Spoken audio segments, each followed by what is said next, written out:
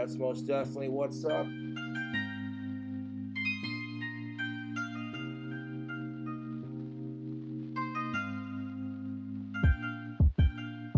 never gonna financially recover from this.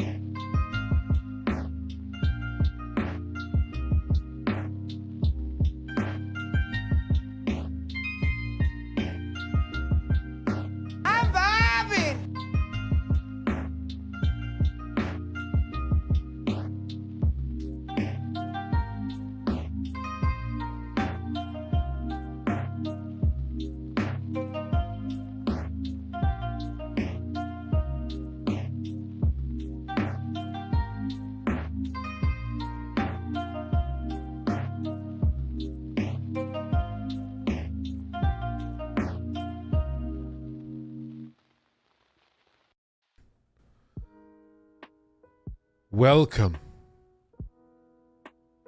I've missed you. But here we are, ready to rock and roll together once again. As we do. How is everybody? Are you doing good? You doing good? I got my big old can of tea right here. Right here. This is Razzleberry. Razzleberry. It's pretty delicious and tasty. It's gonna be good. Gonna be a good one. How are you guys? How you guys? Everybody good? Who's the I'm vibing person? You see right above your message. Well, I guess it's gonna be easier if someone in chat who has the vibin emote, pop that in chat just so I can reference it. That woman who's holding up the like glass, she is named Tammy, and Tammy is on a show. And the show is called 1,000 Pound Sisters, because together they weigh 1,000 pounds. And this little clip is where that's from. Okay, they went to like a drag show or something for her birthday, and at one point she just off the cuff yells, I'm vibing. So that's where the clip comes from. That's where this I'm vibing comes from. I'm vibing. I'm vibing. Little obscure, I'll give you that. but yes, that's it. But shout out to Tammy 1,000 Pound Sisters. She has lost a lot of weight, like a lot. So mad props to her. This was her at one point. Okay, like I think they said she weighed over like 700 pounds, and this is her now. Like, she's lost a ton of weight, so mad props to her. Like, that's pretty damn impressive. Yeah, lost more than 400 pounds. It's wild. It's wild. So good on her. Good on her. Gotta call it like you see it, you know? Like, Jesus.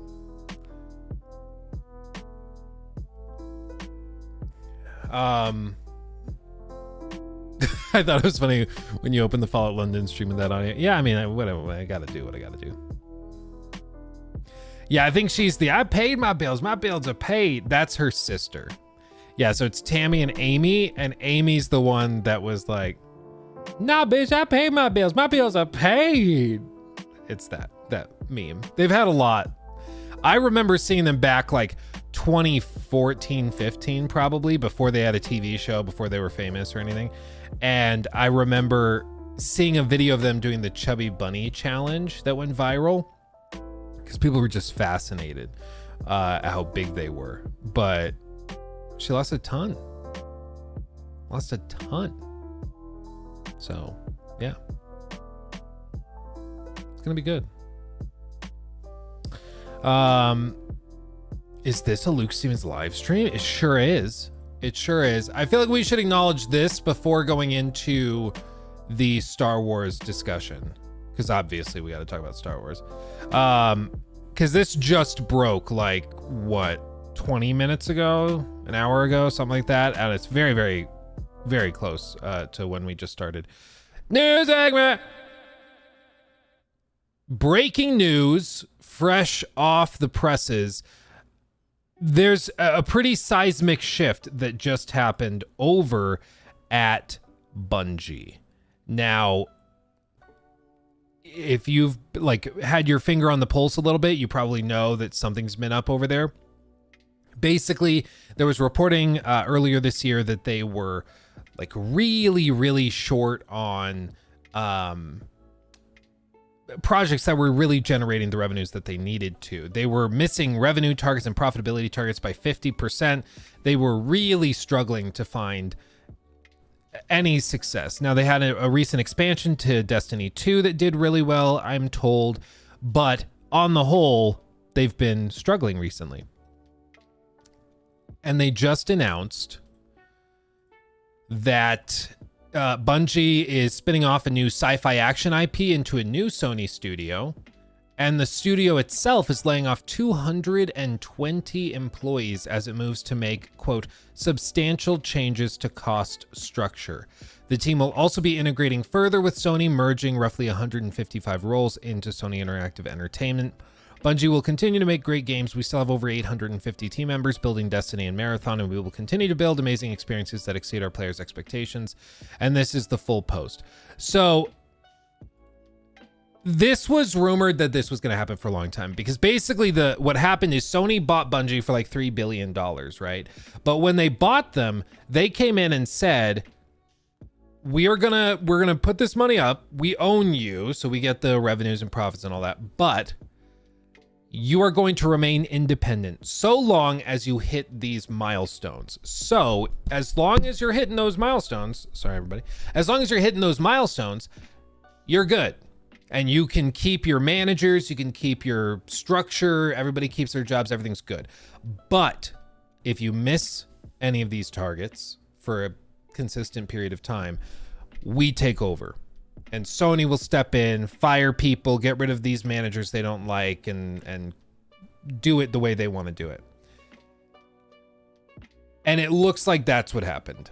It looks like that trigger was met, and Sony stepped in and is now making some heads roll.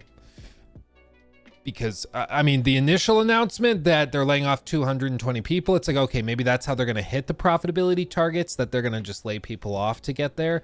But then you find out that they're integrating into Sony Interactive Entertainment, and they're spinning off a new sci-fi action IP into a new Sony studio. It's like, okay, PlayStation stepped in. It was like, we're taking control.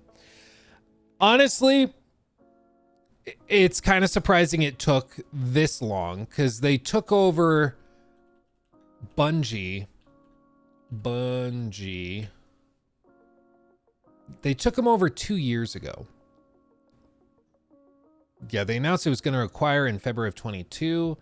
They completed the deal July 15th of that year. So 2 years ago, almost on the nose, is when they bought them. And a lot of other companies, if they buy a company, they just buy the damn company. They step in, they clean house, they do what they're going to do. But Sony gave them the chance to basically be independent, and they would just be the corporate overlords that write the checks. But obviously that didn't work out. This is an artifact, though, of the Jim Ryan era. I've given Jim Ryan a lot of crap over this generation because I don't think he's a gamer. Like, and now he's gone, but I don't think this guy was ever a gamer. I don't think he ever really cared about gaming. I think he was a corporate shark who climbed the ranks and then ended up in this position. And so his whole goal was to maximize revenues and profits however he could. And the way he wanted to do that was by going and cranking out live service games. And part of that came from forcing single player studios to make live service games, which is what we've seen even, you know, ridiculous amounts of time, years and years and years, and millions and millions and millions of dollars being wasted on stuff like the Last of Us Online project that never is going to release. It's just a total waste of time. And then the flip side was by empowering, is the term they use, their current live service studios to make bigger and better games that push the boundary, and then also acquiring new live service studios that can continue to push it. Bungie was one of those purchases for $3.7 billion that has been, according to investors, a colossal failure. They've had a couple of decent expansions, but the whole point of buying a Bungie was because they wanted that, like, to own one of the biggest and most profitable live service games in the world. Destiny is big. It's not that profitable when you look at the whole life cycle on a yearly basis. Like, it just, they might have one expansion pop off, but then they have 2 or 3 mediocre releases or whatever, and players leave and then come back for the next good expansion. It's not printing money, right? So they spend $3.7 billion on that, and it's largely been nothing. Like, nothing's really come of it. Beyond that, what else did they buy? They bought another studio. And they bought this studio after seeing the game that they were working on. You know what that studio was? Firewalk. You know what game they're working on? Concord. They announced April of 2023. Great news! Firewalk Studios is joining the PlayStation Studios family. Learn more about this talented team and their plan to connect players in new and innovative ways in their ambitious upcoming multiplayer game. What's funny is, like, new and innovative ways. What about Concord is new and innovative? Like, what? But anyway, they say Firewalk Studios will join the PlayStation family to create, quote, a AAA multiplayer game that will, quote, help grow our live service operations. Firewalk Studios was founded in 2018 by former Activision and Bungie devs Tony Hsu and Ryan Ellis. Hsu was in charge of Destiny business unit back when Bungie was still an Activision studio, while Ellis was the technical art director and later creative director for Destiny at Bungie. The studio is full of ex-Bungie and Activision devs with experience working on the Destiny and Call of Duty franchises, but also veterans from Apex Legends, Mass Effect, and Halo. They saw Concord and decided to buy them. By some accounts, for 200 plus, somewhere between $200 and $300 million.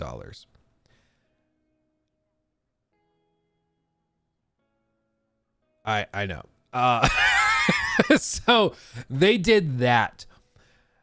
They've also doubled down on other live service projects that make even less sense and look somehow even worse. For example, the most notable one, let me see if I can pull this up.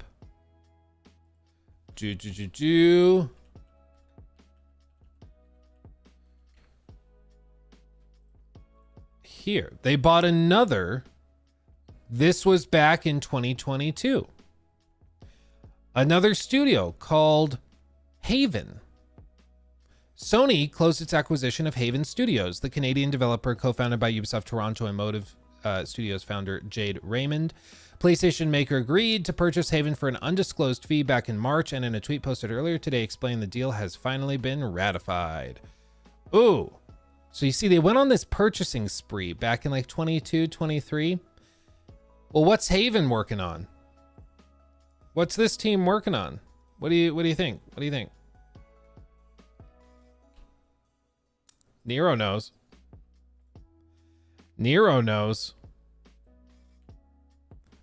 A stunning, brave, and beautiful purchase.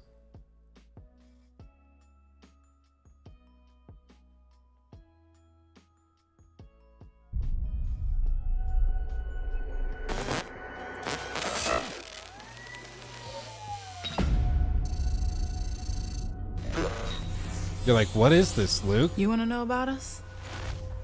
Seems like everyone does these days. It's simple. Too much money and too much power is held by just a few people. And it's only getting worse. So, we decided to do something about it.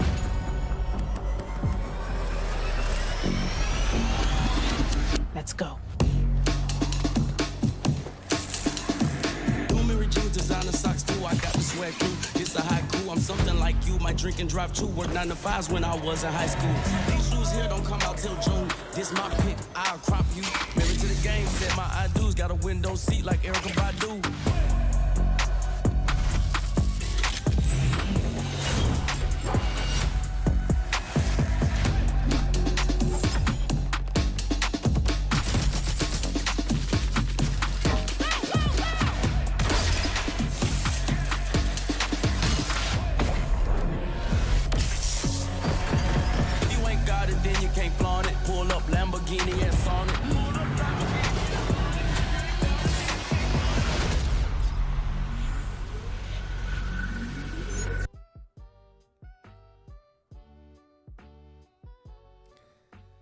So they spent most likely hundreds of millions of dollars on that too. They looked at that and said, oh yeah. Oh yeah. This is why I think it's totally likely that somebody like Jim Ryan was welcomed to leave, because I think the writing's been on the wall. I think they're doing like internal testing. They're sending these trailers out, gameplay previews and stuff to people, maybe influencers, maybe just regular gamers. But I think they're doing all of this stuff behind the scenes, and they started to see that nobody was resonating with this stuff. Nobody wanted it, and it was all gonna flop. Even now, we can see that something like Concord is going to be a colossal flop. You just can't have a successful live service game with like 1,000 players globally. It just doesn't work. The math doesn't math. It doesn't work. So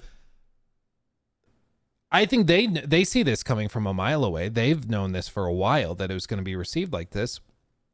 And so basically what's happened, I think, is that they had somebody in the decision-making chair who was so out of touch with gamers that he thought this is what they wanted. He thought that this Fair Games, he thought that Concord, he thought that all these projects were worth hundreds of millions of dollars. To put it in perspective, like, what did they say? I think The Last of Us Part 2 cost like $200 million roughly. They could have had another Last of Us grade game. They could have had another God of War Ragnarok. They could have had 3 or 4 of those for this same price point. It's ridiculous. And all of this has just been wasted. All of this time, all of this crap has just been wasted for really no reason. I mean, they've got nothing out of it. It's the running joke on all those Suicide Squad videos that I post, where people are like, wow, Luke, you've made more money off Suicide Squad than they have.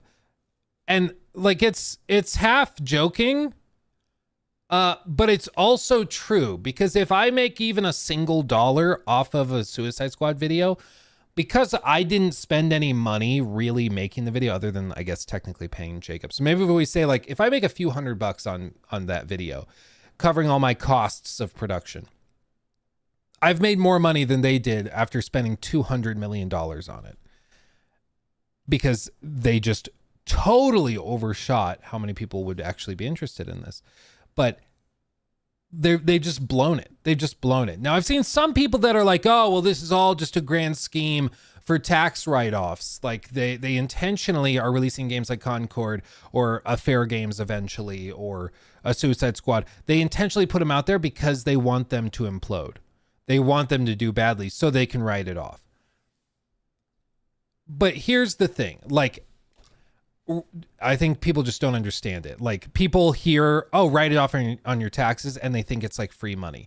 All writing something off on taxes means is that it's discounted at your tax rate. So, like, if you have $1,000, you could spend that $1,000 on something, or in this case, a failed project. You get nothing in exchange for that $1,000, but you don't have to pay taxes on that $1,000. So you basically saved, if you have like a, let's just say 30% tax rate, corporate tax rate, it's like actually 21, I think. But either way, even if it's 21%, you just don't pay $210. So you sort of saved that money, but you got literally nothing in exchange for it. You wasted the rest of the money. You would much rather have the whatever $790 in your bank account, having paid taxes on it, than having nothing to show for it and no money, but you sort of saved. Like, it just doesn't, that's not how numbers work. That's not how math works. But all of this to say, I think there's not a grand conspiracy here. I think the old saying that comes to mind is, never attribute to malice or some grand scheme or controversy or conspiracy rather, that which can be adequately explained by incompetence. So never assume that something is part of a grand conspiracy if it's also just as likely that somebody was just an idiot and made a series of basic mistakes. I think it's much more likely that Jim Ryan just was so out of touch and had no idea what the young people wanted that he thought he could spend billions of dollars on these types of games and projects, and that people would like them because, well, you've seen how successful Fortnite is. Jim Ryan doesn't sound like that, but he's British, so I'm going to keep doing it. Like, I think he was just so out of touch. He just didn't understand what his own customers wanted. And as a result, they're suffering for it, as they should. But now they're trying to find their way out of this pit because they've dug themselves into a pit, and it's going to be tough to find their way out.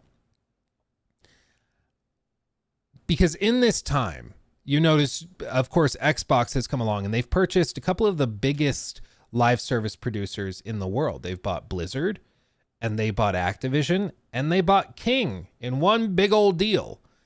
And just that has been responsible for 50% increases in revenue year over year. Like, it's wild how much money something like Activision can generate. But in that same period of time, they've also acquired a lot of other single player studios and studios that are working on some really promising single player stuff. I know, like, people who are PlayStation fans will be like, no, they've got nothing, no games. It's fair to say so far they have not steadily dropped like consistent quality titles. I totally agree with that.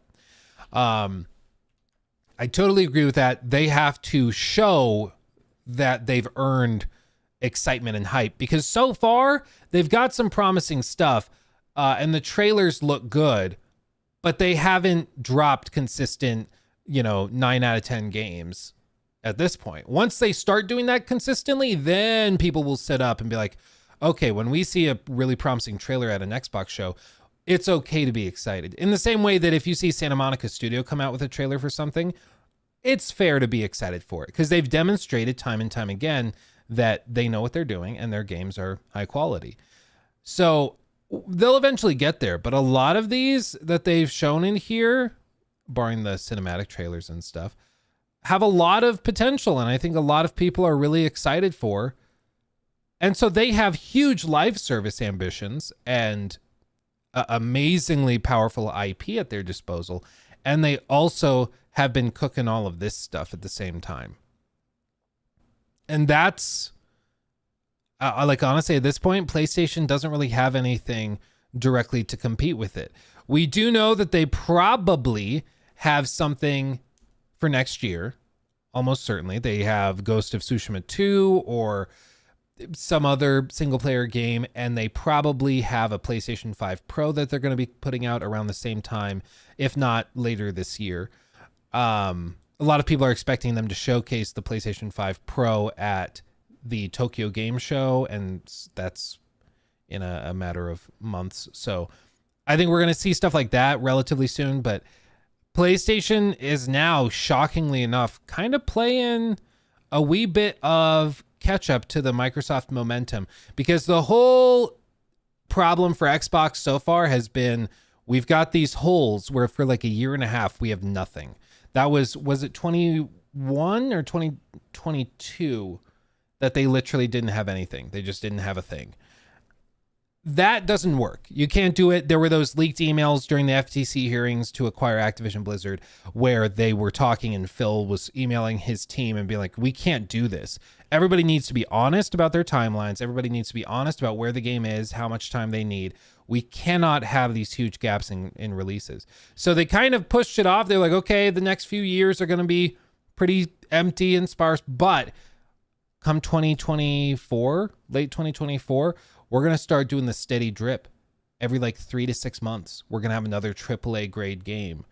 And they showed that in this showcase. They have a ton of stuff. Not all of it will hit. A lot of it will probably end up being kind of bad or even mediocre, but a lot of it also is probably going to do pretty good. And that's where like Microsoft will actually start to compete. Right now, of course, on the console side of things, they are hemorrhaging users, but that's also because their approach is not really to try and play the console game. Amazingly enough, now they're trying to push this. You're right. You're right. I totally spaced Death Stranding 2. So they do have that next year. So Death Stranding 2, probably Ghost of Tsushima 2, and maybe a like Shadow Drop something or other. They probably also have Fair games coming next year, most likely.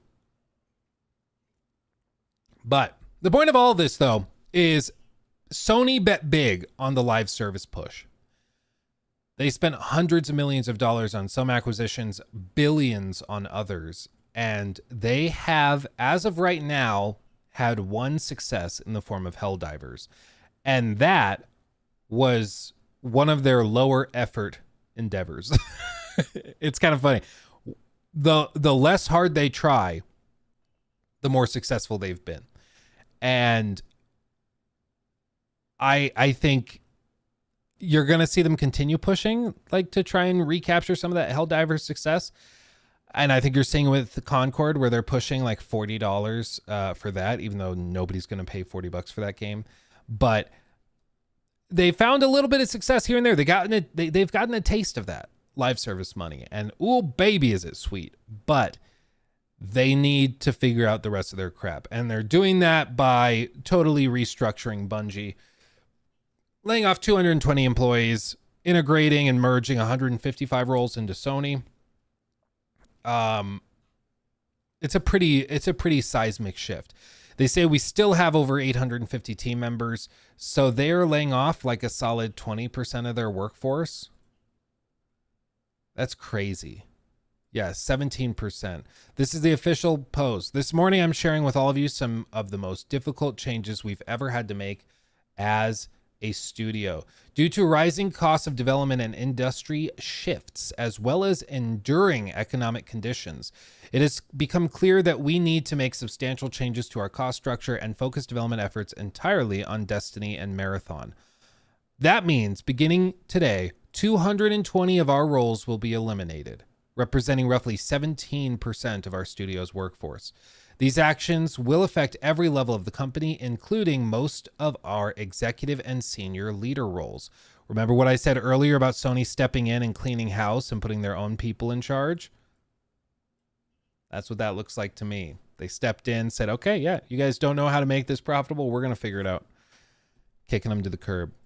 Today is a difficult and painful day, especially for our departing colleagues, all of which have made important and valuable contributions to Bungie. Our goal is to support them with the utmost care and respect. For everyone affected by this job reduction, we will be offering a generous exit package, including severance, bonus, and health coverage. I realize all of this is hard news, especially following the success we've seen with the final shape, but as we've navigated the broader economic realities over the last year, and after exhausting all other mitigating options, this has become a necessary decision to refocus our studio and our business with more realistic goals and viable financials. this is one thing to remember. You can have one really successful quarter, but that doesn't mean that your year was successful, right? That's a different question. I appreciate that they're doing health coverage, bonuses, and severance. That's great to hear. My dad was actually laid off relatively recently, and it came as quite a shock to him, of course, because they were just like, yep, sorry, bye. Just out of the blue, out of nowhere. So not every company will do this type of thing. Not every company will try and help you on the back end. Some people will just kick you to the curb and be like, bye. It sucks to suck. But I'm glad to hear that they're actually supporting people on the back end, which is good. I did see some of these posts about a lot of this stuff where there were other layoffs made. People are like, wow, they made billions of dollars, and they point at like revenue numbers and then flip it and like, wow, they made like, what was the recent layoffs that were announced, or a studio closure or something? And people are like, wow, they made so much money, but they're laying people off still. It's like, guys, there's a difference between revenue and profit. You can have $100 trillion in revenue, but if your costs were $100 trillion, you didn't make any money. Like, you still lost. Like, you didn't get anything. You didn't technically lose anything in that case, but you didn't gain anything either. And if anything, you lost money through opportunity costs. So it's not always as simple as just looking at revenue numbers on Twitter. But beyond that, they say we're committed to 2 other major changes today that we believe will support our focus, leverage Sony's strengths, and create new opportunities for Bungie talent. First, we are deepening our integration with Sony Interactive Entertainment. Damn right. Sony's getting deep in there. Working to integrate 155 of our roles, roughly 12%, into SIE over the next few quarters. SIE has worked tirelessly with us to identify roles for as many of our people as possible, enabling us together to save a great deal of talent that would otherwise have been affected by the reduction in force. So basically, Sony is going to scalp a lot of the talent, and they're going to work with Sony and then go back and forth with Bungie or something. I don't know. Second, it also, this makes it sound, so they're eliminating 17% of their workforce, and then they're integrating a further 12%, because I don't think this 12% is part of that 17. So it sounds like they're getting rid of 220 jobs, or 17% of the workforce, and then they're going over the next few quarters to put another 12% of the workforce and move them over to Sony. So when all is said and done, about a third of Bungie will be cut. That's what it sounds like to me. About a third of Bungie will either have been fired or will be working within Sony and not within Bungie anymore. Oof. Oof. Second, we are working with PlayStation Studio leadership to spin out one of our incubation projects, an action game set in a brand new science fantasy universe, to form a new studio within PlayStation Studios to continue its promising development. An action game set in a brand new science fantasy universe. I mean, I'm guessing it's another live service game if it's coming from Bungie, but maybe it's not. Who knows? This will be a time of tremendous change for our studio. Let's unpack how we ended up in this position. It's important you understand how we got here. For over 5 years, it has been our goal to ship games in 3 enduring global franchises. To realize that ambition, we set up several incubation projects, each seated with senior development leaders from our existing teams. We eventually realized that this model stretched our talent too thin too quickly. It also forced our studio support structures to scale to a larger level than we would realistically support, given our 2 primary products in development, Destiny and Marathon.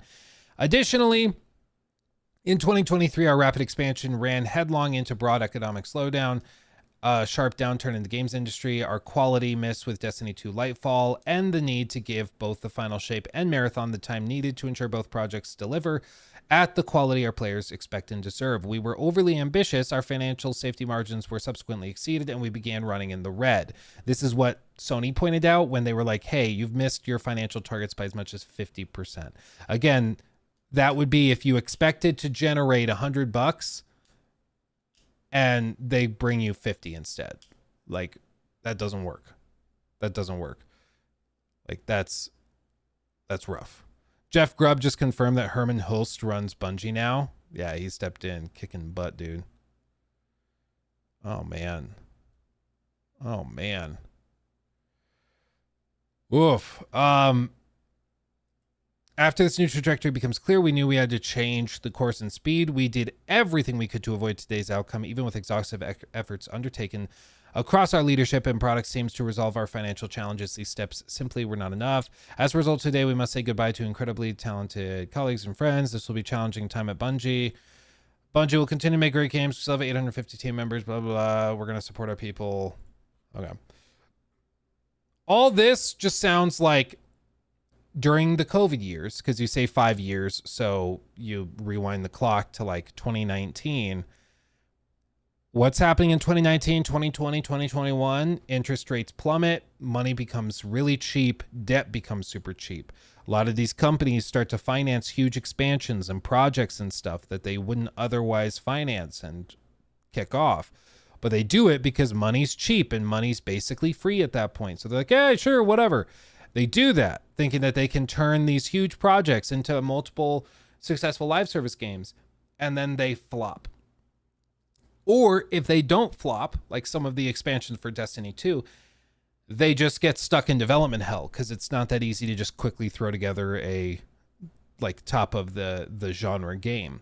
So then they end up in a position like they did in 2023 where interest rates have spiked. All of a sudden, if you want to finance the expansion of certain teams, if you want to finance the development of certain projects, because they don't have a lot of money flowing in anymore, they don't have a ton of cash on hand, they have to finance a lot of this development cost.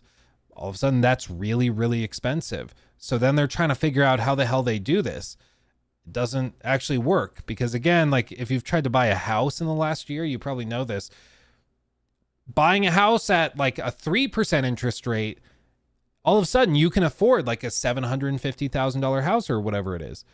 But at 6% interest, you can only afford a $300,000 or $400,000 house. And you're paying like the same amount. Nothing's really changed, just the interest rate has changed, and that totally skews how all of this works. It's a similar thing on the corporate scale when if you are financing a project with high interest debt, that project has to turn a lot of money around on the back end to be profitable, because part of the expense of development was not just how much you spent developing the game, it's also the amount of interest you paid on the debt you used to actually do the project. It's why having a big papa company like Microsoft can be so powerful, because you don't need to finance your development costs. You don't need to finance any of that crap because you have a behemoth in the form of Microsoft that can just throw money at you if you need to. And now you're seeing the sort of ripple effects of all of those decisions. Embracer Group is another great example of somebody that expanded way too quickly and suffered as a result. And Bungie seems to be another example, which is just, I mean, it's really, really too bad, but this is what happens. I mean, you play with fire and your executives make bad decisions. This is what happens. Jason Schreier says Sony's Bungie is shrinking from 1,300 people to 850, 220 laid off, 155 moving to Sony, 75 going to a new studio. Quote, we were overly ambitious. Our financial safety margins were subsequently exceeded and we began running in the red, says the CEO. Really, really bad. Really, really bad. But we've seen the writing on the wall for a very long time. This has been rumored that this was going to be the outcome for a long time. And this is what everybody was afraid of was going to happen, but now it's actually happened. So there you go. We wish all those Bungie devs the best. Hopefully they land on their feet. But furthermore, hopefully Bungie can figure their crap out so they don't end up totally going belly up. End of segment. Let me read these super chats and stuff that you guys sent in. Thank you so much for those.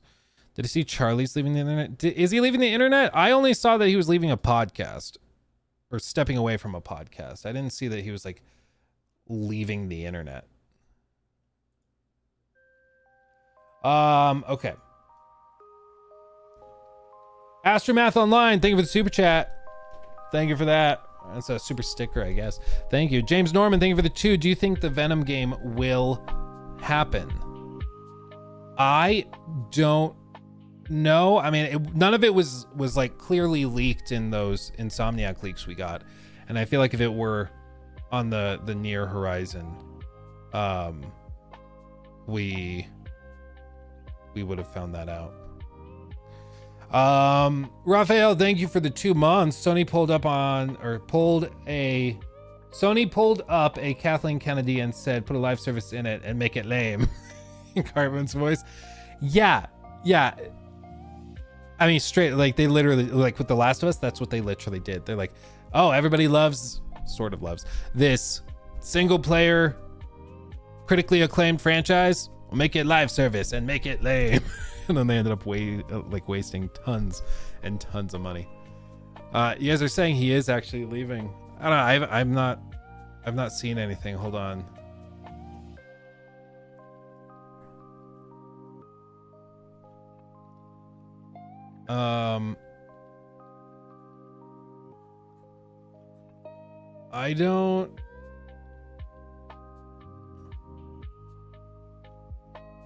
I don't see anything on his stuff.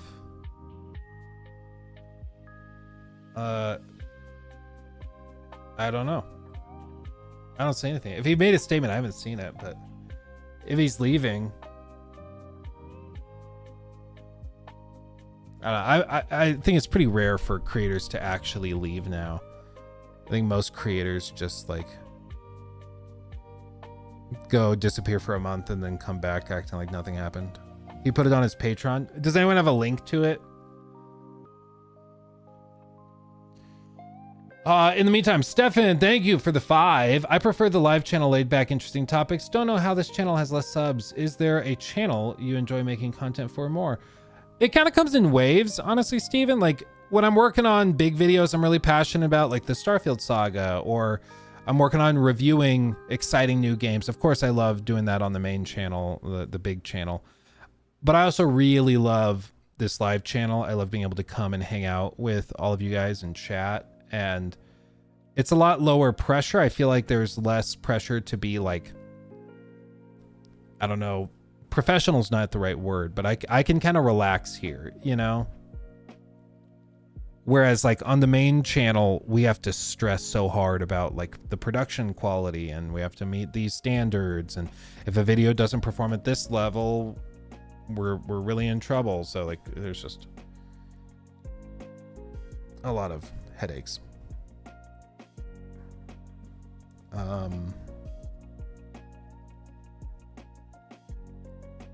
Yeah. He's not leaving YouTube, he's just leaving his podcast. Yeah, I don't know. I saw, maybe we're talking about the same post thing that I saw. What I saw was he was stepping away from the podcasts he was doing, at least for a while. I didn't see I'm leaving the internet. If he did say that, I've just not seen it.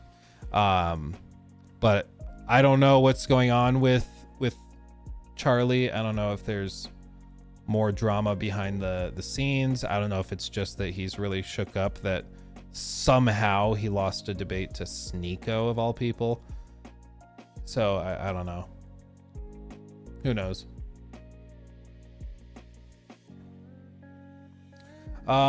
Let's see.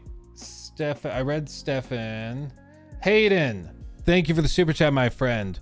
Thank you. Hey Luke, discovered you about 4 months ago and I've been watching you every day going to and from work since. Love you. Keep up the good work too, my friend. Thank you. Appreciate you.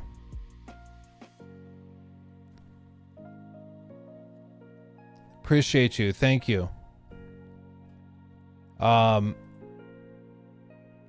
I was making a joke and then I just got a notification. Yeah, apparently Doc's back.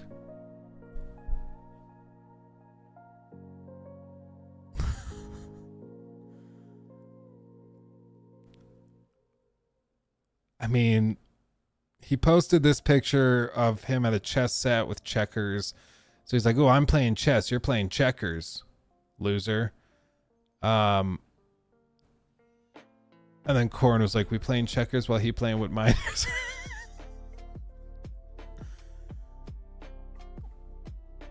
Is that you playing with a minor?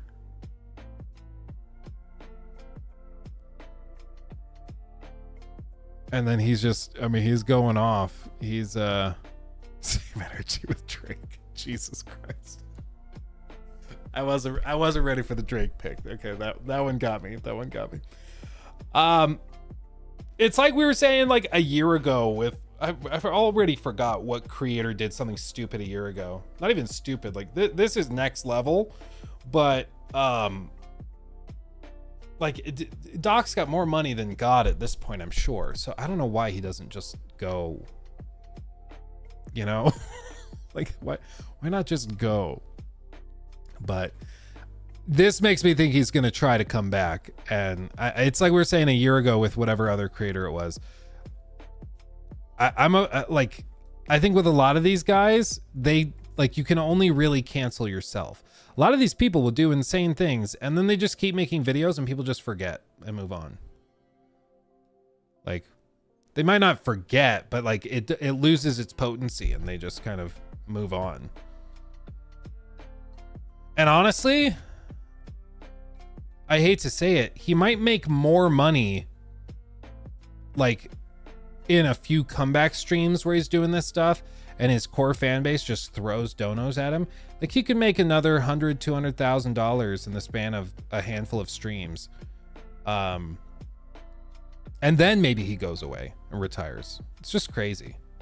I don't know how this became a political issue where people are like picking sides and teams. I'm like, I thought we could all agree. Don't talk to kids. I thought that was one of those things that we all kind of agreed on, but I don't know. I guess not.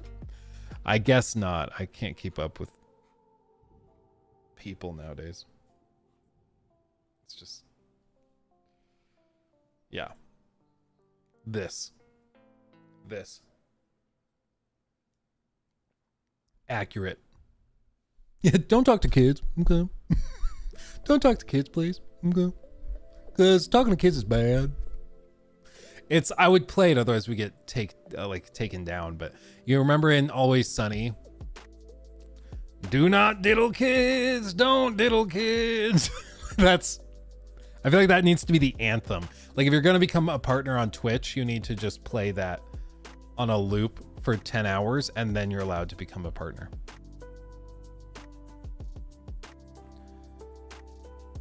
Oh, anyway.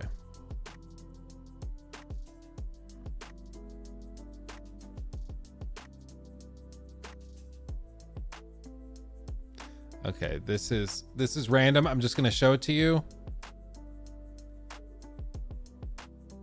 Apparently this is true. Olympic silver medalist Georgia Villa is sponsored by Parmesan Cheese, or a Parmesan cheese company, and regularly just posts pics of herself with giant wheels of cheese.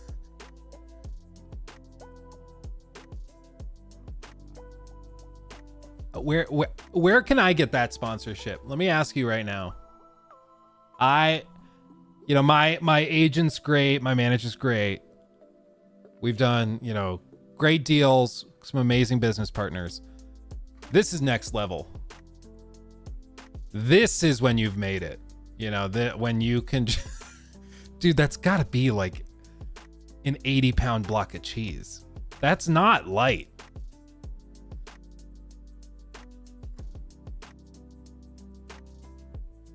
Yeah, I too would like to be a big Parma shill. She's taking money from Big Parma. Okay, that's pretty good. That's pretty good. You got me there. That's pretty good.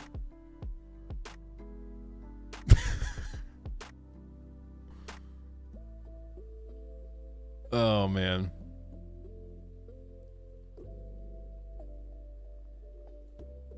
Oh, yeah, this is a follow-up to what you guys were saying. Herman Hulst runs Bungie now. Also, they attempted to soften the blow by sending many people from Bungie into SIE instead of just cutting them. I thought the number of jobs lost was going to be closer to 350. This is the thing that drives me crazy, though. Like, Herman, his background is at Guerrilla Games. And so you might be like, ooh, single-player guy, right? Single-player, high-quality art takes precedent over everything. But he was up there with Jim Ryan. Okay, I don't think everything lands at Jim Ryan's feet. I think a lot of it does. But Herman Hulst was there, and guess what? Guerrilla has been working on nonstop for years at this point. A massive multiplayer live service Horizon game. I mean, while they're trying to push for like other multimedia or multimedia stuff with Horizon. Like, I think that's Herman's baby, and so Herman's going to really push for it and try to make that happen. But I don't know, man. It's just I'm not confident that he actually is one of the like good guys, you know? Cuz he's been up there during some really questionable decisions. Furthermore, I also just don't think Horizon's that good. And I'm braced for that Horizon live service game to potentially like be a hardcore flop. Because allegedly it's going to be very similar to Monster Hunter. And I'm sorry, anybody who is into Monster Hunter, if they are prompted with the choice between Horizon, whatever, Monster Hunter, Fortnite, Battle Pass, whatever, and actual Monster Hunter in the form of Monster Hunter Wilds next year, like, I don't know who on earth picks Monster Hunter from Fortnite mixed with Horizon. Everybody goes Monster Hunter, like actual Monster Hunter. But like all of the leaks and all the rumors are that the live service game they're making will play like Monster Hunter, where you're playing with friends in the world of Horizon, where you can do like character customization, get outfits through battle passes and stuff. And then you go and fight big robo dinosaurs. It's like, okay, that's not a bad idea for a game, but you're going to be releasing against Monster Hunter. So where are the players coming from? Are you trying to appeal to Horizon fans? Because if it's not a story heavy game, I'm not sure if those Horizon fans will come over. It's also not going to be in the same art style, allegedly. So how does that work? And so I'm not sure if core Horizon fans will actually get that hooked into it. They'll probably play it for a week or two, but I don't think they're playing that for months on end. So who else does it appeal to? Yeah, inventory wheel simulator fans. Yeah, basically. Like, what other live service are they trying to take players away from? To me, it seems like the game that they're pretty clearly targeting is like Monster Hunter. But you're going to try to compete with Monster Hunter in the same year that it drops the biggest and most ambitious game they've ever done? I've seen Monster Hunter Wilds behind closed doors. I've seen extended gameplay from devs at Summer Game Fest. I'm not convinced a live service like Fortnite skinned Horizon spinoff game is going to be able to even come close to it. I'm sorry. They are cooking with Monster Hunter Wilds, and I think with the Horizon live service game, they're probably microwaving.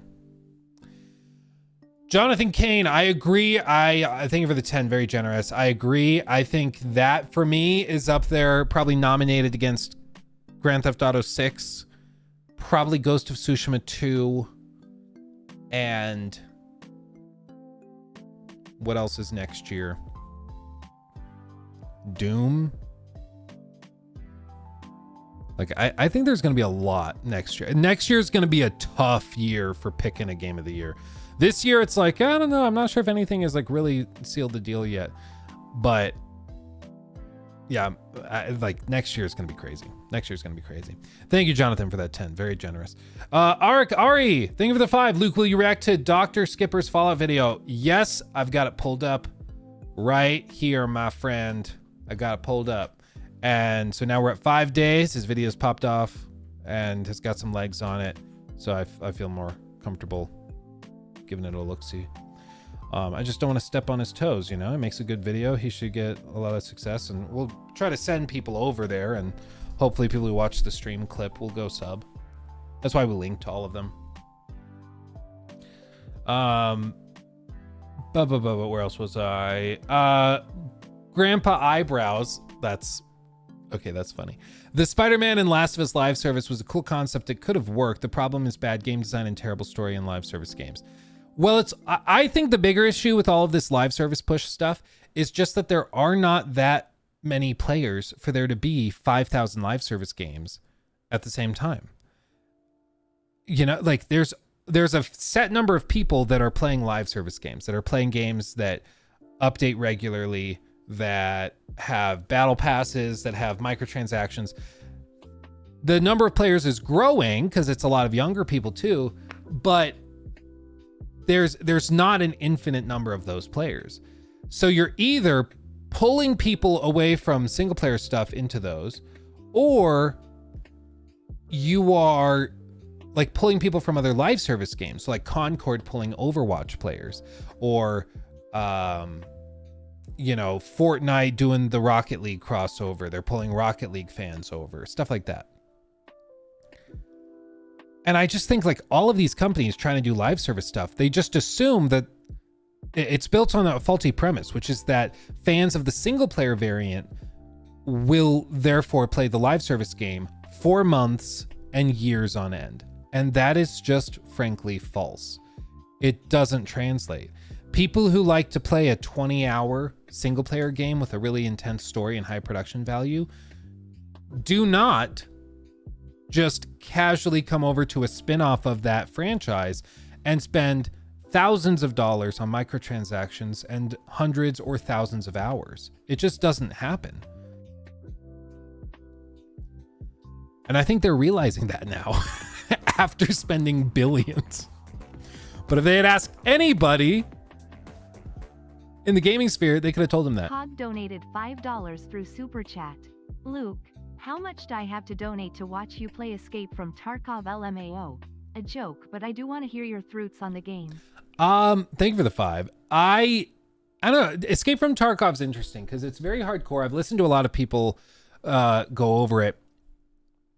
My understanding was like they had that huge scandal blow up, like 3 months ago, maybe, when they tried to do I think it was EOD edition or whatever, where they were charging $240 for something they said was going to be included in the game. And I don't know, the whole thing has just rubbed me the wrong way personally. And so I've never been like super into the game. I bought it, so I have it. I played it for like a weekend with a buddy of mine and thought it was fine. Obviously it didn't hook me. It didn't become like my main game, but maybe it would hook me now. I don't know. But I just don't have a lot of confidence in, for one, the like cheat detection, because it seems like hackers are pretty common in there. And it's got a similar thing with like Rainbow Six, or well, Rainbow Six just is toxic, but like in terms of skill level, you have to do a lot of work to get to the point where you're really competitive in that. And so you got to put a lot of work in up front, and it's kind of like an acquired taste. It's like if you put the work in, then you might end up loving Escape from Tarkov, but you got to put the work in first. And I'm like, I just don't know if I have the time to put the work in first to hope that I like it, you know? Grandpa Eyebrows, thank you for the 10. Furthermore, thank you. Maybe because I love co-op games, I have a different perspective. There hasn't been times where you were playing a single player game and thought, how cool would it be co-op? Feel like console co-op has fell off. Yeah, I think it's a lot harder to implement stuff like that now. And so it's just tricky. Like, it feels like if you get a solid game, like Escape from Tarkov was a very successful game for a very long time, and it still probably is. I mean, it seems like it still is printing money for them, but it seems like, again, that greed slips in, because I don't throw around the term greed very often, because I feel like it's overused so much. People, whenever any game does anything, they're like, oh, greed. Like they'll release a AAA game that cost $300 million to make and they sell it for $70. And it's like, yeah, that's a full priced AAA game. Yes. Would I call that greed? No. Because greed implies that you had enough and then you were looking for more. The $70 price tag is, or the full AAA price tag, is just how they get to breaking even. Even then, like with a lot of these big games, they still need to sell 7-8 million copies to break even. Now, if they do $70 and then you buy that, and then you find out that the ending of the game is actually locked behind another paywall, or if you reach that point, think of like Shadow of War. You bought the game for full price, at the time it was 60, and then you play through the whole game, you get to the ending, like a first round of credits, and then you find out that's not the real story ending yet. You actually have to go and grind out further endings to Grandpa Eyebrows donated $10. well, like you have to grind out more orcs to legendary level to get to the point where you can see the true ending. And you can do that over like 80 hours of grinding, or you can just pay us money. That is greed. That is absolutely greed. And the Tarkov stuff where they sell you a game and it's like, okay, this is really solid. And then they sell you another $200 whatever big ass expansion, DLC, microtransaction, whatever you want to call it. And it's like, what the hell are you doing? What? Like, that's greed. So I don't throw around the term greed a whole lot, but I feel like so many of these games that have a lot of potential slip into that territory. Even something like Star Citizen, I think. They sell you a $40 copy of the game, and I get it, they're still developing it. But they'll sell you that. You play the game and say, okay, I feel like this would be a lot more fun with a bigger ship that's more capable. And they're like, yeah. So now that you bought the game, now you can buy that for 500 real world dollars. Or you can grind for months to get in-game currency to buy it. But just bear in mind, next time we do a server wipe, that's going to go away. And you'll have to start over. It's like, what? That to me gets into the greed realm, where it's like you have enough and you're trying to get more. You know, that's where I start to just really check out. And unfortunately, that seems to be what a lot of these companies do. So to answer the question back at the end, Cog, what would you have to do to get me to play Escape from Tarkov? I probably wouldn't have to do anything. I just have to be bored enough one day in a lull without much going on.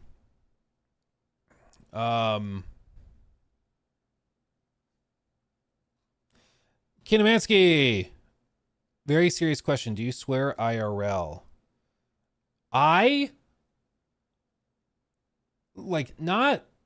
Not really. Like, it depends a lot on where I'm at or if I'm with like family or friends. Because if I'm around like the kids, obviously I don't. Or at least I try not to. But every once in a while things will slip out. I just know like a lot of I've seen videos from streamers where like they'll be making a good point, but then they just throw in 15 F-bombs, and I feel like your point was more potent when you didn't throw that in. You know, like I feel like you don't need to do that. I think so often it becomes like a verbal crutch for people where they just throw in a curse word to fill in the dead air, or while they're stalling to think of what to say next.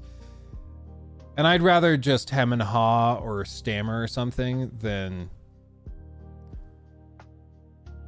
doing that, you know.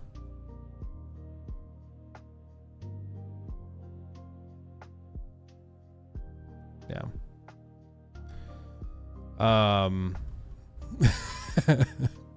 F that. Part of it also, just to be honest, I found out that like every once in a while my mom will pop into chat, and I'm like, I never know when she might be watching. And there's, you know, if you know that that's a possibility, all of a sudden you start behaving a lot more. You know, it's like, oh, yes, ma'am. It's funny how that works. It's funny how that works. More than anything, I just feel like I don't really need to. I don't know. Yeah, shout out Luke's mom. I just don't really feel like I need to. There's been times where I've gotten like pretty pissed off at certain things that have popped up that we've talked about in a couple segments or a couple moments on stream. And in those moments, I'm like, okay, you know, I'll say whatever I want, but I'm also just generally kind of chill. So I just don't really feel the need to throw stuff around. Yeah. Okay. Let's talk about Star Wars real quick, and then we can pivot forward to the Bethesda Doom the Future Fallout thing. So, new segment. Okay. So, it's happened. Previews for Star Wars Outlaws have dropped. Now, I apologize. I had to be so coy for so long about this. I played Star Wars Outlaws back at Summer Game Fest in June. Then a handful of weeks later, I got to play more of it, like a full 4 hours.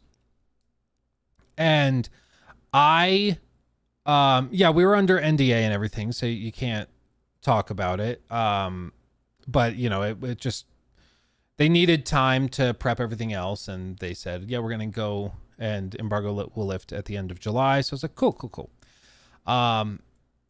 So time's passed. It's been a while. Like, honestly, it's whatever. It's been like a full month since I played it. So it's a little bit faded in my memory because it's been a month. But I took lots of notes. I still have my gameplay footage that I can't show you unedited. At least that's my understanding of it. But this is a clip or a series of edited clips from VGC. I also put up a video on the main channel going through it and expressing my thoughts. All told, I think the game is like really solid. There's a couple of things I didn't like. Just full stop. I just didn't like it. Such as there's periods of platforming where things just don't work. Where you need to jump from this platform to that platform, and she just doesn't grab on quite right. It's just really clunky. I didn't like it. Every time I had to do that in a game, or in a segment in the game, I disconnected. I was like, okay, I really don't like that. Other things that they did, though, really surprised me. This whole thing that you see on screen now, these like basically horse racing, but in the universe of Star Wars. And what you can actually do is before the race starts, you can place a bet. The bets are informed by information about each of the alien horse things, by the jockeys, who owns them, their previous records and behaviors. They cut it out of this clip here for whatever reason. But basically, you can be like, I want to pick the creature with the blue rider. I think he's going to win. And you could choose that because he's won the last 3 races. You could choose that because he hasn't won any of the last 3 races. You could choose that because he has high energy, high excitement. You could choose that. They have all these stats listed out. And what I was told by my demoist is there is actually basically a way to figure out which will win. And what he said was, obviously, this is Star Wars Outlaws. There's some corruption involved with this stuff. And he said, while you're out exploring the world, keep your ears open because you might actually hear people out in the open world discussing the races and maybe describing how one of the creatures is going to throw the next 5 races or whatever because they gambled against themselves, you know? All sorts of really cool things. I can't think of another time something has happened, but that's really cool. The idea that they tie all of these things together. I thought that was really, really neat. So there's a bunch of stuff like that. Furthermore, there's also I forget the name of it, but there's also the card game you can play. And that card game, you can actually have Nyx go under the table, cheat by sticking her head up and looking at the cards the opponents have in their hands and stuff. There's all sorts of little stuff like that, which I appreciate. Yeah, I like that. Sasha, yeah, it's proven. Skillup shows how in his video. He found a data pad with the data. Oh, baby. Well, see, there you go. There you go. So there's lots of ways that this can tie in, and there's all sorts of kind of novel ideas that are implemented here that I haven't seen, honestly, in many Ubisoft games like this. Normally, it's just pretty placid and it's just same old, but they seem to actually be doing something or a handful of things quite differently here. What I will say is graphically, I thought the game looked and ran really well. When we saw the gameplay that dropped from IGN, the 10-minute gameplay that dropped from IGN like a week or two ago, I think we were all kind of like stunned, because some people were like, oh wow, those explosions look really bad, or this or that. Honestly, I didn't have any problems like that in my gameplay. There was one part of the game, basically a little side quest that they had marked as bugged in this build, but they said it's already fixed in the current build. The build we're playing today, you can't complete that side quest. But other than that, everything worked really, really well. I didn't really have any problems, except I will say, for the love of God, I don't know why this is still an issue. Fall damage. I just had flashbacks watching Kay like go up to that little rock cliff face, because I did something like this in my gameplay time. I don't think I mentioned this in the video, but it's a ledge like that high. And I was just trying to look down at the people that were beneath me, but I accidentally stepped off and she falls like 10, 15 feet, dies, and then I respawn like all the way over there. Little bitty thing, but dude, it drove me crazy. It happened like once in my whole 4-hour session, but it was enough that it triggered the crap out of me. Anyways, I think in general the game looks really, really good. You can also see that the foliage density is crazy high and all very, very fluid. It's very Avatar Frontiers of Pandora, where everything moves with the wind. Nothing is really statically just sitting still. And you don't realize how many games keep all the foliage sitting perfectly still until you look back at the footage now. Like, this is just done really, really well, where everything is dynamic.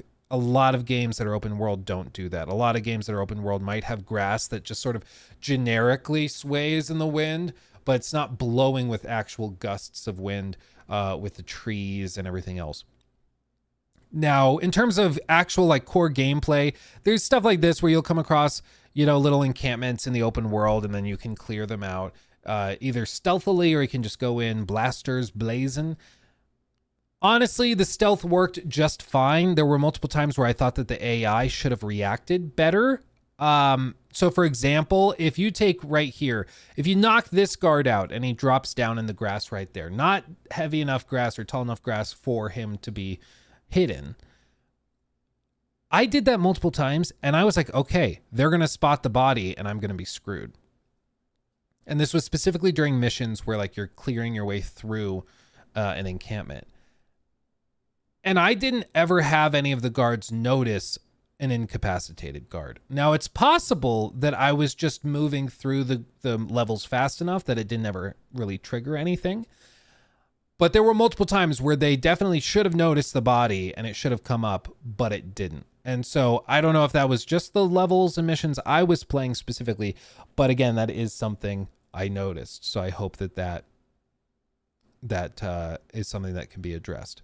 In this case, it looks like she pulled him into the grass. I will say, I don't think there's any mechanic. Maybe it's a later skill you can unlock, but I don't think there's a mechanic, at least early in the game, to drag bodies that have been incapacitated into cover, which was a bit of a bummer because there's a lot of stealth missions. But maybe, again, that's something that you get later in the game. But you can see here, she's using Nyx to distract the guy. Then she's going to run up and take him out. Booyah. Nyx is going to help. I will just say this is a game, FSR 2, the upscaling is going to suck ass. It's going to suck ass.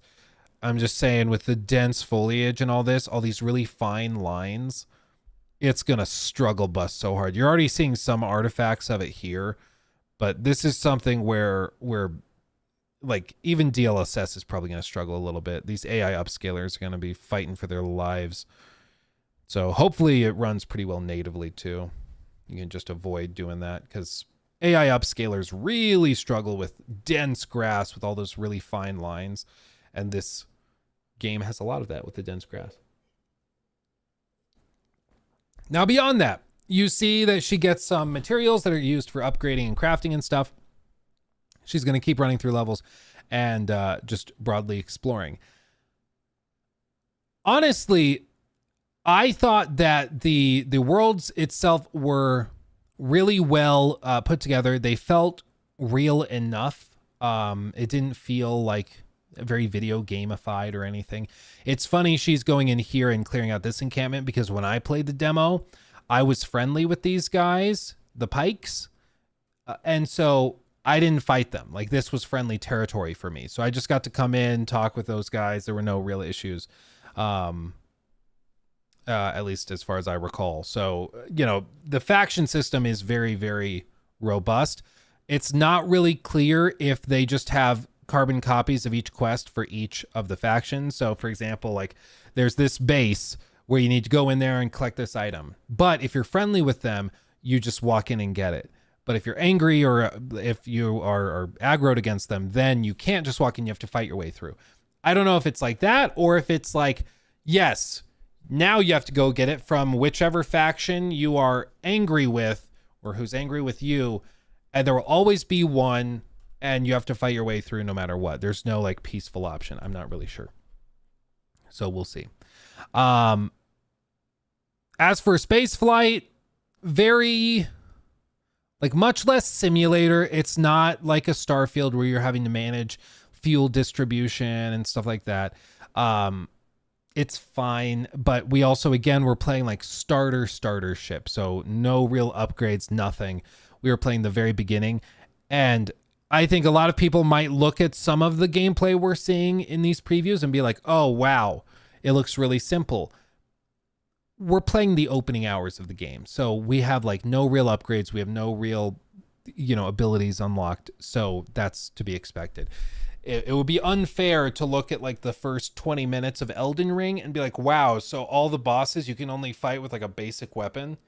That's lame. This armor sucks. It's not, it doesn't actually follow through from there. I think it's important to keep a perspective on that. Let's see.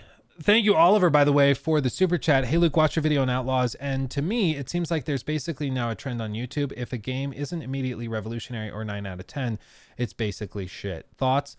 I agree. People in general have that approach. I think, honestly, last year just spoiled the crap out of people. Now people are like, so it's not a Baldur's Gate 3. Okay, trash. And it's like, no. A game can be an 8 out of 10 and still be really, really good. And worth checking out. It just means it has a couple of problems, but it can still absolutely be fun and a good time. Even something like Jedi Survivor in the same realm of Star Wars. Really good game, plagued by technical issues, especially at launch. So it probably lands at like an 8 out of 10 for a lot of like reviewers. If it were fixed and ran great, it's probably a 9 out of 10. But when you take everything together, with its performance and the quality of the game, everything else, it probably ends up at like 8.5. It's still worth playing. But people look at it and they're like, wow, 8. Okay, wow, they've fallen off. It's like, no, that's a good score. And like 9s are supposed to be for like the runner up to game of the year, like really, really freaking good. And then 10 is supposed to be masterpiece level. 10 is supposed to be like once every 5 years we get a masterpiece. You shouldn't probably expect to be getting more than 10 out of 10 every 4 years or so. Like, it's supposed to be pretty exceptional. It's supposed to be. But anyway, with all this stuff, going back to Star Wars, they, I think, have done a pretty good job with a lot of this. The combat, I'm still not totally sold on just because it's pretty straightforward. To be fair, I did play through this mission and these levels and the snow levels. I've played through those sections twice now. So I played through them at Summer Game Fest and as part of this preview demo thing. And so I've tested different routes and both were quite linear. I mean, you can go up the left side of the stairs or the right side of the stairs. You can clear out these enemies in this way or that way, but either way, they're getting cleared out. There's not a whole lot of variability, but it's also a vertical slice of a single mission. So it's not necessarily a given that, you'll know exactly how the final product will come together. I will say I do like their mini games for unlocking doors and breaking codes and stuff. I think they're just fun. I really, really enjoy them. You see now it's going to open that up. She's going to go break her way in, steal the artifact, and then run off. And I think, yeah, you see what I mean? Sometimes the stealth is like a little clunky, but Nyx can help with that. But honestly, after playing all of this, I'm pretty excited for Outlaws. I think it's got a lot of potential. It's not a perfect game. There's some clunk here and there that is pretty evident, but it looks like it's going to be a good game from what I've played. It looks like a good game. Amazing masterpiece. I don't personally expect it to be a masterpiece or amazing, but I think it'll be good. I think it'll be a good romp in the Star Wars hay, and we'll see kind of how it scales up and how things shift and change later in the game as you level up your ship and as the fights get bigger and better. But like even this, you remember the gameplay that dropped from IGN 10 that was 10 minutes long? You fought one of these robots in those levels. And when they were taking shots, there were like no post-processing effects or anything when they were getting hit. When they, like, you see now he broke part of it, his leg falls off, and then there's sparks flying off and this blue little charge flying up in the air, and then he ragdolls. None of that was in that footage. He just like fell apart and fell down like a PS2 game. And so I just have to wonder what was going on with that footage. Hopefully that's not what the final product looks like, and it's not a case of like downgrading. And hopefully that was just like a Series S kind of really, really whittled down in performance port. Still not what you'd hope to see for a game that's coming to current gen consoles, but that's also what you get when you release a console that's basically just the last gen console, but it's white now. Because that's just how that goes. But you'll see here, like, you fight through these guys behind some basic cover. This is kind of what I mean when I say I'm not totally sold on the combat yet, because there's not a whole lot of complex behaviors here. They just kind of stand there and they shoot at you. When you're playing it, it feels fine. You're like moving fast enough that you're not thinking too much about it, but they just kind of stand there shooting at you. Even that guy, he could move over behind the pillar for cover, and he just stands there in the open and lets you shoot him. So I'm hoping that maybe that's just a difficulty option thing where they had the AI turned down real stupid. Maybe that scales on higher difficulties.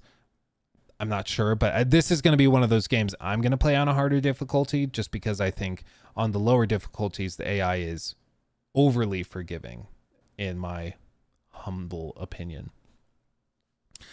Beyond that, do they have any clips of... Yeah, I mean, there's some really good attention to detail. For example, like Kay gets all of this snow on her coat when she's out in the snowy levels and stuff. And then when she walks inside, let's see if it actually happens in real time. She walks inside and watch the snow on her coat as she comes under the heated lights. It's going to melt. And there it's like half melted. It's melting a little bit more. And there it's like fully melted. So they have little things like the snow actively changing whether you're outside or inside. The weather actually affects the outfits and all that. It's well done. As for the mocap and stuff, it seems fine enough. I will say, at least in the segment I played, again, it's a vertical slice, so I don't know if I was missing something that maybe in the full game that makes it make sense. But there were a couple of moments in the story that I experienced where I was like, seems a little bit like they're just, don't worry about it. You know, it's kind of a cavalier attitude towards the writing. Where, like, in this case, she stole this, which had been stolen from them. And her whole thing was that she was going to give them this so she could get somebody out of their jail. And they could use them to, like, help them find what they need to find or level up their ship or whatever it is. So they stole this back from somebody that had stolen it. My immediate impression would be, okay, if I were these like almighty space overlords, I would think this thing was stolen. and then you just came and handed it to me asking for something in exchange. That to me would suggest that maybe she's the one that stole it to begin with.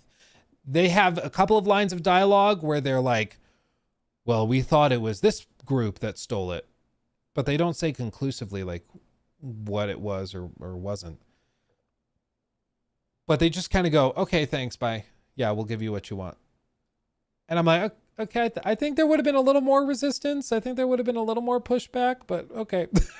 You know, but again, there might be pieces of dialogue or something I didn't get to see or that I missed that could explain why they were so willing to just do this. Or maybe there's going to be a big double cross where they take this, they let the bomb maker out, and then like, I don't know, maybe they double cross you again and then they throw you in jail because they think you actually did steal it. I don't know. But I think there's probably something I'm not seeing, but there were some things like that where I was like, okay, that seems mighty convenient that we're just going along with it. But you can see right as you finish a mission, you get the reflection of the reputational influence on Crimson Dawn and Ashiga. And this happens pretty much every quest. Everything you do impacts your reputation with different clans. And I eat that up. I think it's really cool. And just in the segments of gameplay we experienced, there were certain shops, for example, that had items locked behind certain reputational levels. So if you had a good relationship with them, you could get access to this really powerful upgrade for your blaster. But if you had a bad relationship with them, they just wouldn't sell anything to you. So there's a lot of cool little stuff like that where I imagine certain play styles will be empowered by siding with certain factions and not with others. It's just going to be a matter of figuring out how you want to approach it. Beyond there, let's see, more slap you. I slap you. Do they have the shot? I don't think they do in this gameplay.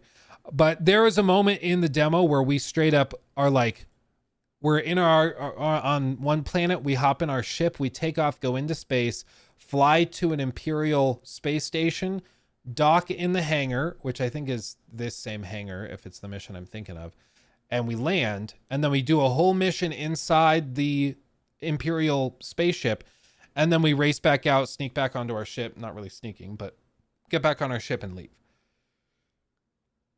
And it was really cool. Like super fluid, no load screens. You just are on the planet. You hop in your ship, you fly up to a space station, go inside, hang out, kill some people, find the thing you need to find, and then you get back in your ship and you fly back down to the planet's surface. Super fluid, pretty damn cool. And I hope that there's a lot more stuff like that. And it's not just, you know, a couple of little instances here and there. Now, with all of this said, there still are lots of questions. There's questions like with the combat, with the AI. There's questions with the open world design, how that's going to work. I've seen some people compare it to Red Dead Redemption, for example. I'm not sold on that comparison. But I think that there's still a lot of question marks around the game, and especially things that they've tried to push, like the fact that this is the first open world Star Wars game. You know, I still don't know exactly how that will work because everything we've played has been pretty linear. But what I will say is after playing it, I'm more excited and interested in this than I am for like Assassin's Creed Shadows. I'm very interested in what they pull off here. And after playing it myself, I was like, okay, I think you guys actually are onto something. This does not feel like, honestly, it does not feel like a Ubisoft game. It does not feel like anything they've done before in a very good way. It feels like they've actually tried to do something different. And little anecdotal thing, when we were at one of the preview events, there were some of the devs there. And I won't name anybody, of course, but there were some devs who had worked on Avatar and had then, after Avatar's launch, moved over to help finish up Star Wars Outlaws. And let me just tell you, all those people, I heard from at least two of them comments basically to the effect of, we couldn't wait to get over here and start working on Star Wars. I think this is where like the real passion for Massive lied, or lay, whatever. I think this is where they were really excited and where they poured a lot of their passion and creativity into. And I think Avatar, they did their best, but I think working with them on, with whatever Lightstorm was more difficult than they expected. Which, speaking of, this is like really random. Let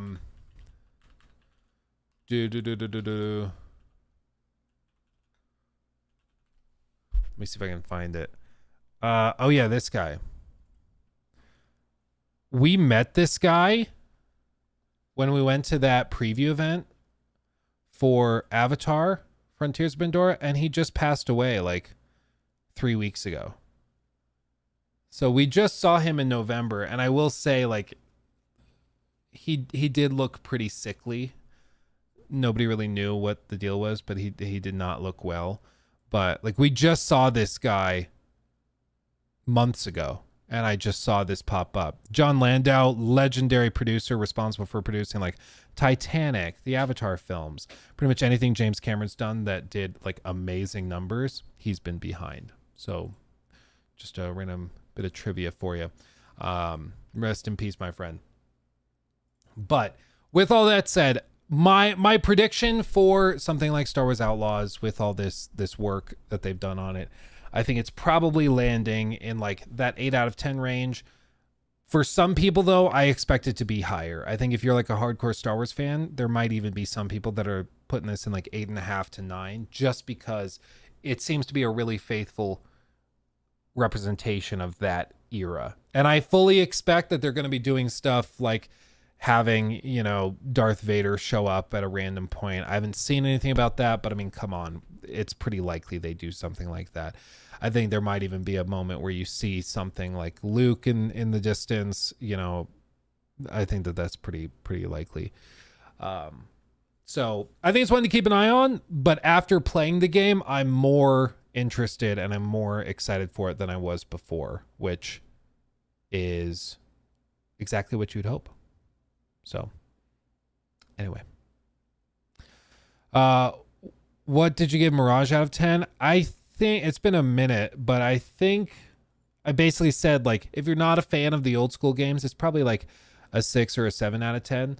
But if you're a fan of the old school games and you want that nostalgic kick, it's probably like an 8 or a 9. Like, it's designed to be an old school Assassin's Creed game. So it has a lot of problems because those old school games had a lot of problems. But yeah.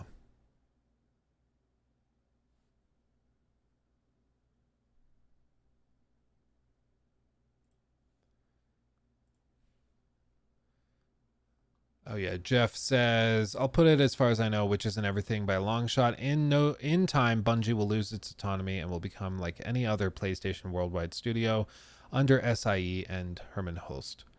Yeah. And by time, I just mean it's in process and starting now, but it's happening. Yeah, that's my understanding. They basically said, if you guys can't make money, we're going to take you over fully. And they didn't make money, so Sony said, okay, we're going to do it ourselves.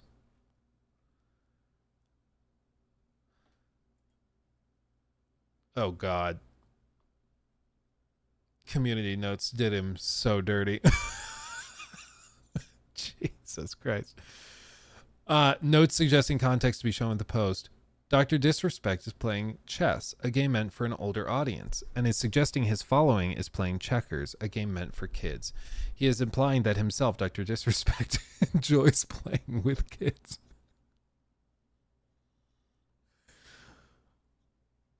I mean, I didn't connect those dots, but that's pretty funny. I thought he was like, yeah, I'm playing chess while you're playing checkers. I'm playing a big game. I mean, maybe he has some like crazy evidence he's going to drop that flips everything on its head. I don't know how he could possibly do that and why he wouldn't have dropped that sooner. But he's implying that he's got some information that nobody else has. I also hate to be this guy. This is driving me crazy. I hate to be this guy. Look at this. What is on that square? It's F4. It's a black square and there's a bishop on it. Besides, like, setting aside the fact that he has white pieces on the other side of the board, he has two dark squared bishops. Like, his dark square bishop is over there. But then his king's here. The whole board is set up weird.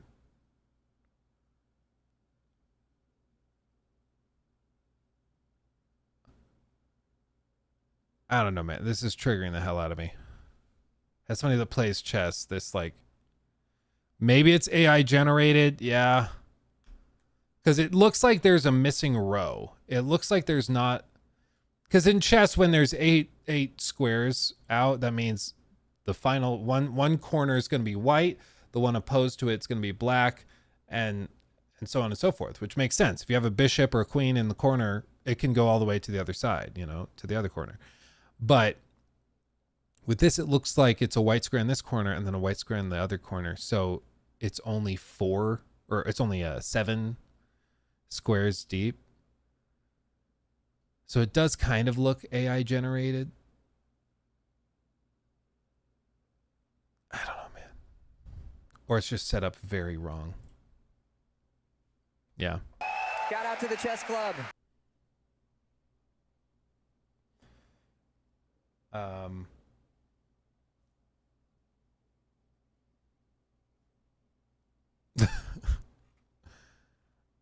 I don't know, man. So you just came here to play a game of chess, huh? Take a seat. Take a seat right over there. Take a seat. Oh, they have more footage of Hogwarts, or of Quidditch World Champions.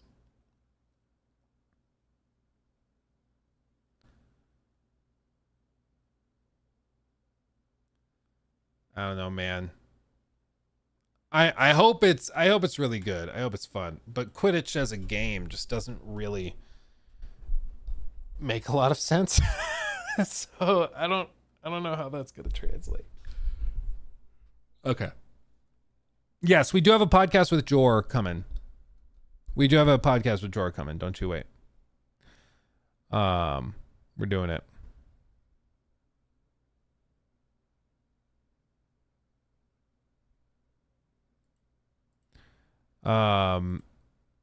Did you or did you not get invited to play it? Asks James. You mean the Quidditch game?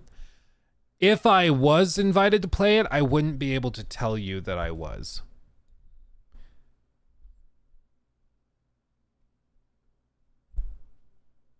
So, yeah. I'll just leave that there. Let's leave that there. Okay, let's talk about this. We've had some people very patiently waiting for us to look at this. Real quick, Jacob, thank you for the super chat. Luke, do you think it's time to retire development for last gen completely, as it feels it hamstrings complexity and fidelity? I mean, last gen, absolutely. We're 4 years into the generation. It seems insane that they're still trying to put multi-platform or multi-generation stuff out. I know why. People are like, well, because there's 100 million PS4 players. Yeah, I know why. But if we're talking about, like, the scale of what you can do, like, obviously you can do bigger, badder things if you're just making stuff for modern hardware instead of trying to also put stuff out for 2013 hardware, over a decade old. Which the Xbox One back in 2013 was considered a weak console for the time. So, like, weak hardware for 2013, and they're still developing stuff for it. But anyway, I agree they should stop development on that stuff. As for current gen stuff, I mean, there is no debate. The Series S holds back certain types of games. It just does. That's why certain games like Black Myth don't come to Xbox day one. Same thing with Baldur's Gate 3 with the split screen. There are certain things that console just can't do that the other consoles released this generation can do. And it's because it is weaker than they are and it can't keep up. It's really not rocket science, but some people just freak out when you say it. Like you're questioning the papacy or something. It's like, no, it's not a scandal. We're just pointing it out. Like, we're pointing out that this is how this works, and you don't have to love it. We don't have to love that the Series S is weak, but it just is. So, like, every time we post a stream clip where I say something like, yeah, the Series S is pretty obviously held back development on these big games because you have to always develop for the lowest common denominator. It's the weakest console. So yeah, if there were no Series S, what then becomes the weakest console? Maybe the Series X, maybe the PlayStation 5. I don't know which is the weakest one, but whichever one is weakest, you could just say, oh yeah, no, that's holding back development now, technically speaking, because they have to develop for the weakest machine first and then kind of scale from there. So it's really not that scandalous of a thing to say, but some people, I think, just get triggered and feel like I'm attacking their personal choices, you know. Yeah, I'm so sorry, Norcat. You're right. You're right. I should stop my hate speech against Xbox. Yep. You're right. You're right. I'm sorry. Okay. Okay. Let's do this. Let's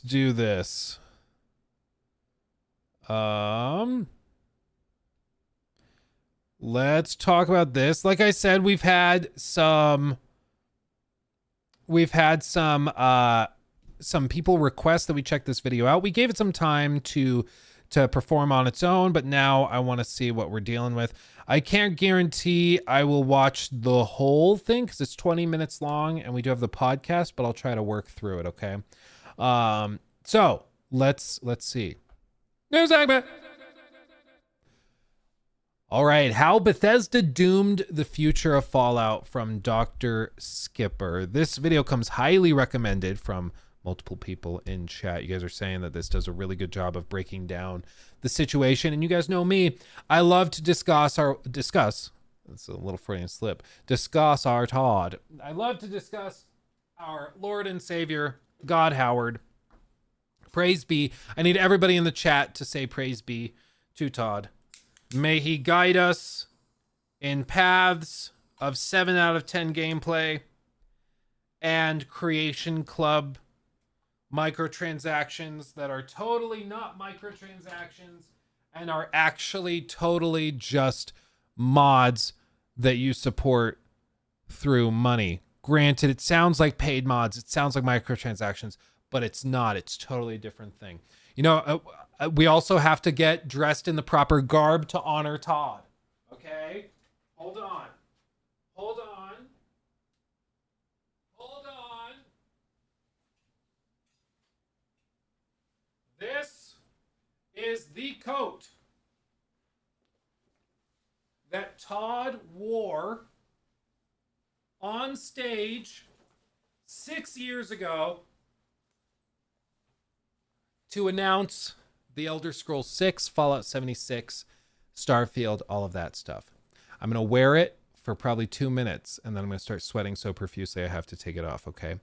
I bought this to wear during the Starfield critique, and it took so long that it just got here, like a couple weeks ago. So I've just had this in my coat like a dummy. Yeah, it still has the tag on. Okay, anyway, this isn't interesting content. I'll take the tag off. But yeah, it's a nice jacket. It's a nice jacket. It's just it was going to be really funny in that video, and now I just have this jacket. Okay, anyway, let's watch this video on Todd.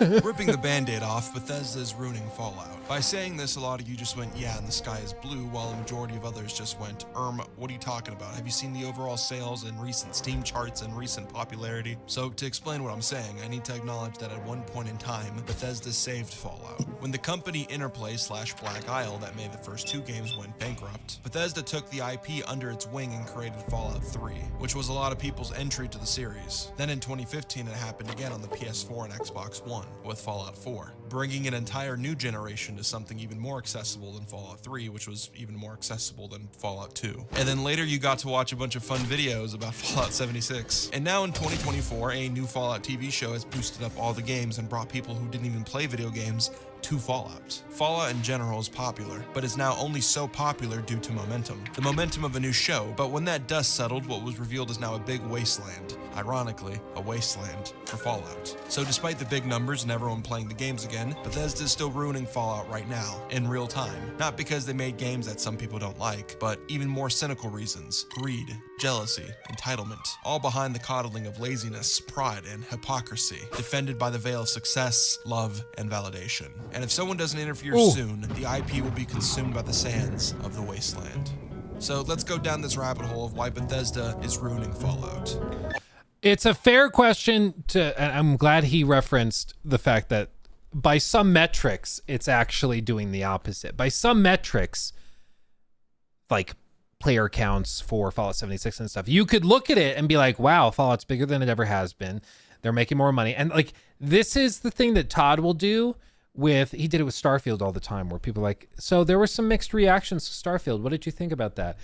Immediately pivots to, well, we, have more players than we've ever had on any game we've ever released. Granted, it's through Game Pass, but more players than ever. We have more people playing for longer. Our average play time is longer than ever before. So we're really happy with the performance. And it makes people like me pause and go like, wait, so are these games actually bad, or is it just a bubble that likes to bash it, but they're still really successful? In the same way that like you can have a celebrity that like a Taylor Swift or a Justin Bieber or somebody that like a lot of people dislike very openly, but they still are wildly successful and clearly at the top of their game. Like, is that the situation we're dealing with, where Bethesda Game Studios is like, the Taylor Swift or Justin Bieber of the industry, where they're printing money, they're amazingly successful, but a lot of people see them as illegitimate or bad, I'm not sure exactly where it breaks down, but I'm sure he's going to discuss it. My initial opinion, though, is just that I think that Bethesda games are popular with a certain crowd that doesn't take the game super seriously. But I think it's also pretty clear that public sentiment has turned against Bethesda, and that's reflected in all of these countless videos and the streamers that talk about it and the review scores and all that. People view Bethesda Game Studios as like a formerly great developer that now is just kind of struggling to keep up with the times. And so while they may still play the games, it doesn't necessarily mean that they consider the games as good as they used to be. But anyway. Also subscribe. Todd said that if we get enough of these, we might get a New Vegas 2. I promise. That's what he said. Fallout's never been more popular. Which is why we don't have anything scheduled. Incompetent. Let me ask a question. Who is the face of Activision? Who is the face of EA? Who is the face of Blizzard that isn't in jail? Yes, it's Luka Doncic. You're all correct. Most game companies are ran by shadow people who stack billions and billions while sucking the blood of children. But then there's studios where the main character is the guy you just want to sit down with and have a beautiful cup of coffee. Miyazaki, Hideo Kojima, Gabe Newell when he used to make video games instead of spamming out Steam sales so that he could go on vacation. Also, I think the TF2 community is pretty unhappy with him. And up there is cute little Todd Howard. Behind that leather jacket and false promises is an awkward hunk of love. And it's just a decoy for the real shadow people behind him. Todd is a guy that that can constantly make bad decisions, but when you see him in the flesh, you kind of feel bad for the guy because he's just a little dork. If you want an example of this, look at when he got scared at IGN and didn't believe that the Fallout show was a 9 of 10 at first. Because before that, everyone loved his passion project for 2 weeks before ripping it to shreds and putting him back in the bad boy corner again. I believe that Todd Howard was once a great game director. He had that humble Mike Wazowski background, a guy who was persistent and had to work hard to get to where he is. He was turned down for Bethesda and told to finish school first, where he then finished school and got told to kick rocks because there's no more jobs available. And after persistence, he finally got to work at the company and climbed his way up the ranks. He failed and succeeded multiple times, but as we've now seen through the years, that once humble Michael Scott has now turned to Mr. O'Hare. The irritating thing about Jesus Christ.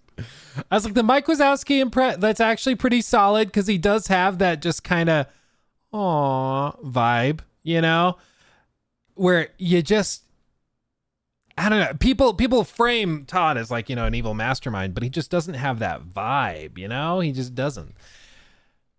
I do think he's maybe just really good at presenting himself in a certain way because he's a salesman. But there is no way you can look at some of the stuff that happened with, like, say, Fallout 76 and not end up concluding that he was very involved in some of those catastrophic decisions, if not all of them, because he runs the studio. He knew how bad Fallout 76 was. He knew that all of these, like, the secondary marketing stuff was going to be a disaster. He knew all of that stuff. And he could have fought it more. He could have stepped in. By all accounts, he had a really good rapport with Robert Altman, the CEO of ZeniMax, the head honcho. If he wanted to call him and be like, we have to delay Fallout 76, he could have done that. And he chose not to. And to this day, he's like said, well, we got some really fair feedback.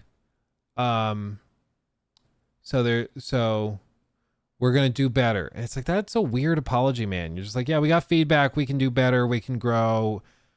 But you're not like, yeah, we basically stole your money. Sorry. Like there's just not really a lot of acknowledgement for it. Yeah, my impression of Todd is that he is a very talented salesman. He's very charismatic and he can make somebody love him even when he's doing things that are objectively bad for the customer or for the fan base.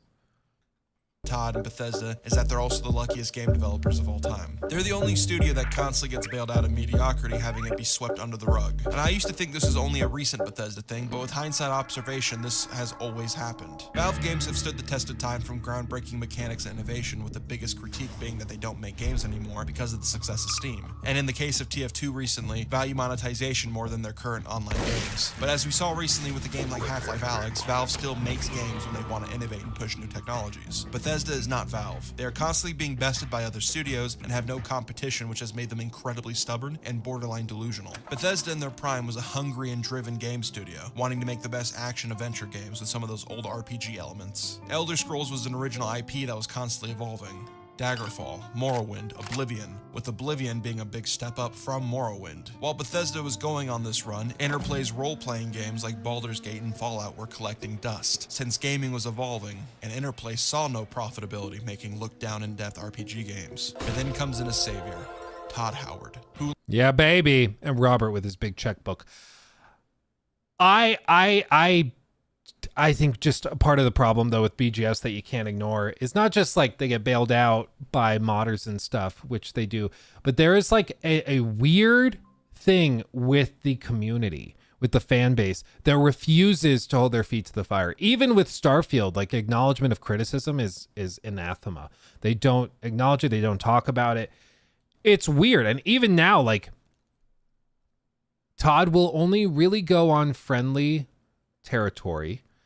He'll go on somebody like, you know, a Maddie's channel, or he'll go on to talk with Greg Miller to 45 people, and they get pitched softballs. And occasionally there might be one or two good questions that Todd dances around, but there's never any follow-up or hard pushback to all of this.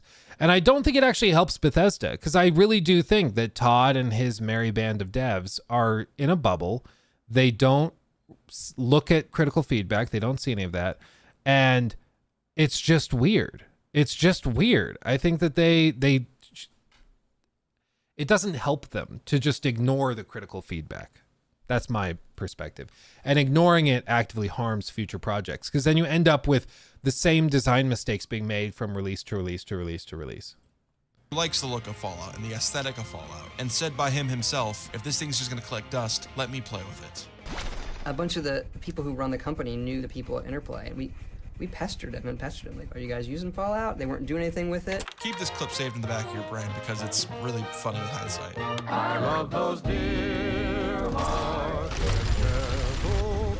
Fallout 3 is the Archduke assassination of Bethesda, being the first domino to what's wrong with them now. But at the time, this looked like the beginning of a money glitch. After getting the IP, Fallout 3 was made from the imagination of Bethesda, then quickly became the studio's most successful game ever. Gamers loved the exploration, the VAT system, and the gore. To the mainstream, it was the first ever post-apocalyptic game in the accessible format. It was a world that you could get distracted in for hours, that had this illusion of choice and scale. It wasn't intimidating or unappealing to the masses like the first two Fallout games, but there was objectively a lack of quality in its RPG elements. Fallout 1 and 2 are real RPG games, and that was the main appeal of Fallout before Bethesda took over, where then Fallout became a more linear RPG, more fascinated with exploration and action. So that created a vocal critique to Bethesda, which at the time was tossing a stone at the guy who ruled the world. Fallout had a monopoly on the RPG genre. When people weren't playing Halo 3 for multiplayer or Gears of War, they were playing Fallout 3 for their single-player itch. Not many knew the quality of a game like Fallout 2, so who cares if Fallout 3 is linear and poorly written? It's the only game I've played,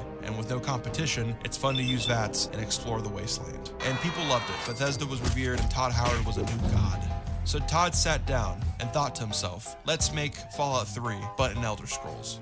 And ZeniMax didn't like that. Fallout was a hit, so why go off the grid and make a game and have the IP collect dust? And luckily, there was people who wanted to make a Fallout game and had some experience with the IP. Originally, an expansion was going to get outsourced for Fallout 3 while Skyrim was being made, but Todd Howard convinced ZeniMax to make an entire new Fallout game, made by Obsidian Entertainment, which was a studio that had a lot of people that previously worked for Interplay and were on the development team for Fallout 2. New Vegas was made from the skeleton of Interplay's Fallout 3, that was scrapped due to the company's financial struggle. And before New Vegas, they made Knights of the Old Republic 2. That was rushed, so they didn't have time to fully scale that game to their vision, but still pulled it off. Luckily, that will never happen again, right? Yeah. In New Vegas, 18 months. That's how long it took. 18 months, and they threw it together. That's wild. It's wild. And there's some debate. I'm not sure what his sources are for the Fallout New Vegas backstory. There were talks of an expansion being made, but my understanding, and I'd love to be wrong, so I'd love to see if he has sources or anything listed. No, it doesn't look like it. But my understanding is that Todd initially offered a good amount of resistance to the idea of giving the franchise away to another developer after just acquiring it. It was more of an executive choice. That might be wrong. Maybe there's an interview or something where one of the executives says, no, it actually was Todd's idea. Maybe I haven't seen that, and I've looked at this a lot, but maybe that is the case. But I know now they're trying to like kind of retcon it, and they're like, oh, Todd says all the time, well, we published New Vegas. That's still basically one of our games, which is like a weird way to try and retroactively claim credit for it. But anyway. That's just everything. Yippee-yay, there'll be no wedding bells for today. Behind the minds of Josh Sawyer, John Gonzalez, Chris Avallone, Fergus Urquhart, and many more came Fallout New Vegas, a game made for the in-between period of Skyrim, with an 18-month window. This game even existing is not only impressive, but also displays the massive problem with Bethesda. Obsidian's tight deadlines show that even under pressure, if you could write something good and really love what you're making, that everything else will fall into place. And the stuff that doesn't fall into place will be viewed forever with the lens of, what would this game be like if they had 3 years to make it? New Vegas is made with the consideration of Fallout 3. The developers even say that the Fallout 3 formula is why the mainstream enjoy Fallout. So instead of discarding Bethesda's format and game style, their goal was to improve everything from the third game and build upon it, with the limited time they had. Gunplay, customization, skill trees, roleplay, writing, Fallout New Vegas is a collaboration of Fallout 2 and 3, taking the care of fun and roleplay from Black Isle, and collaborating with the fun and wonder of Bethesda. New Vegas is a true gem that mastered the Fallout style, becoming the poster boy of what an RPG should be, and it wasn't even made to its full potential Central due to the crunch and tight deadline. There's so many video essays and breakdowns you can watch going over the incredible details of New Vegas, but even playing it for yourself and committing to it, you will quickly see that New Vegas is a game that has never been replicated again. Because instead of choosing to be pretty and shiny on the outside, they instead chose to be shiny and pretty on the inside, which is why Bethesda hates this game. Yeah, they've always been really weird about it. I've tried to find interviews. We even did it for a video maybe like a year ago where I went back and I looked at every interview I could possibly find where Todd and other BGS execs talked about New Vegas. And it's morphed over time. Initially, they were just like, yeah, no, we're glad the fans are happy with it. And they just don't really like talking about it. But then later on, specifically around like the talk of the show's success, Todd started pivoting. And like just back in April and May during the show's hype, Todd shifted and was like, oh, well, we published Fallout New Vegas, so we were very involved. So it's not really just Obsidian's success. You know, we were very involved with that, and basically trying to say we're part of the reason the game was really good. So if people are like, oh, just give like Obsidian Fallout, that's not going to do it because we were also involved. So we're part of the reason. So you're not getting away from us. You know, it's just kind of weird that they've tried to pivot like that. But there's always been something weird about Todd's approach and reaction to New Vegas. There's just always been something off. And the way I've described it previously is like, if there's an older brother and a younger brother, and the older brother has worked really, really hard to like get through high school, and maybe he went to like community college and he's working in like a solid IT job, making pretty good money. But then his younger brother comes in, gets full ride scholarships, goes to Harvard, is a lawyer, and is running for Congress at age 28. The older brother is like, well, I did good, and I'm proud of what I've done. But my younger brother, everybody can't stop gushing about how amazing he is and how successful he is and all this. And I kind of resent him. You know, that's kind of the approach where Todd and BGS are the older brother and the younger brother is Obsidian. And they're like, well, we've had some success, but also like, screw you guys. You know, there's just some maybe jealousy or something like that going on. It's odd. It's really weird. Thank you, by the way, Loop, for subbing with Prime over on Twitch. Thank you, my friend. Booyah. With the revisionism of the Fallout fanbase, some are attempting to rewrite history and gaslight the narrative around New Vegas. That Todd doesn't hate the game, that he actually loves the game, that all Fallouts are masterpieces in their own way. And while the idea of holding hands and singing Kumbaya around the fire is beautiful and brings a single tear to my eye, I live in a place called reality, where we don't always shed a single tear at every rainbow. Todd has recently praised New Vegas. It would make sense that after 14 years, he would now praise the game in the spotlight, since he's using its identity as his new meat puppet to make people get excited after years of downplaying it. I'm also just like, look how actually empty the waste looks like around New Vegas. But man, that's part of the reason why it would make so much sense to do a remake. Give it to an Obsidian. Dear God, don't give it to BGS. But give it to somebody who knows what they're doing with remakes. Remake New Vegas. Get rid of the weird walls between districts. Be so good before season 2. The creator of New Vegas has stated, I don't feel like it's healthy for me to be really invested in something I have no control over. This was after he was asked about Fallout New Vegas' role in the Fallout show. Also, the writer of New Vegas is not happy about certain decisions that have been made, and has been vocally critiquing the show as well. So to state that there's a two-way street of friendship and respect just makes no sense. Obsidian has been getting screwed over by Bethesda for a while. Because of the big crunch, New Vegas was insanely buggy at launch and had trouble running on that current generation's hardware. If only had an extra year like Starfield to patch bugs, because that was clearly the only problem that game had. So because of this rough launch, its critics' scores were affected, which put them 1 point below the required score to get their bonus. Yes, the bonus for the team that crunched this game in 18 months was in the hands of subjective reviewers that didn't get to meet the bonus requirement due to the rush launch that made it lower in scores. It's almost like the game was rigged from the start. So yeah, fuck. I mean, I understand that this is a common talking point, and I will fully agree. I think Obsidian probably deserved more money than whatever they got for New Vegas, because it was very good. Wildly impressive it got done in 18 months.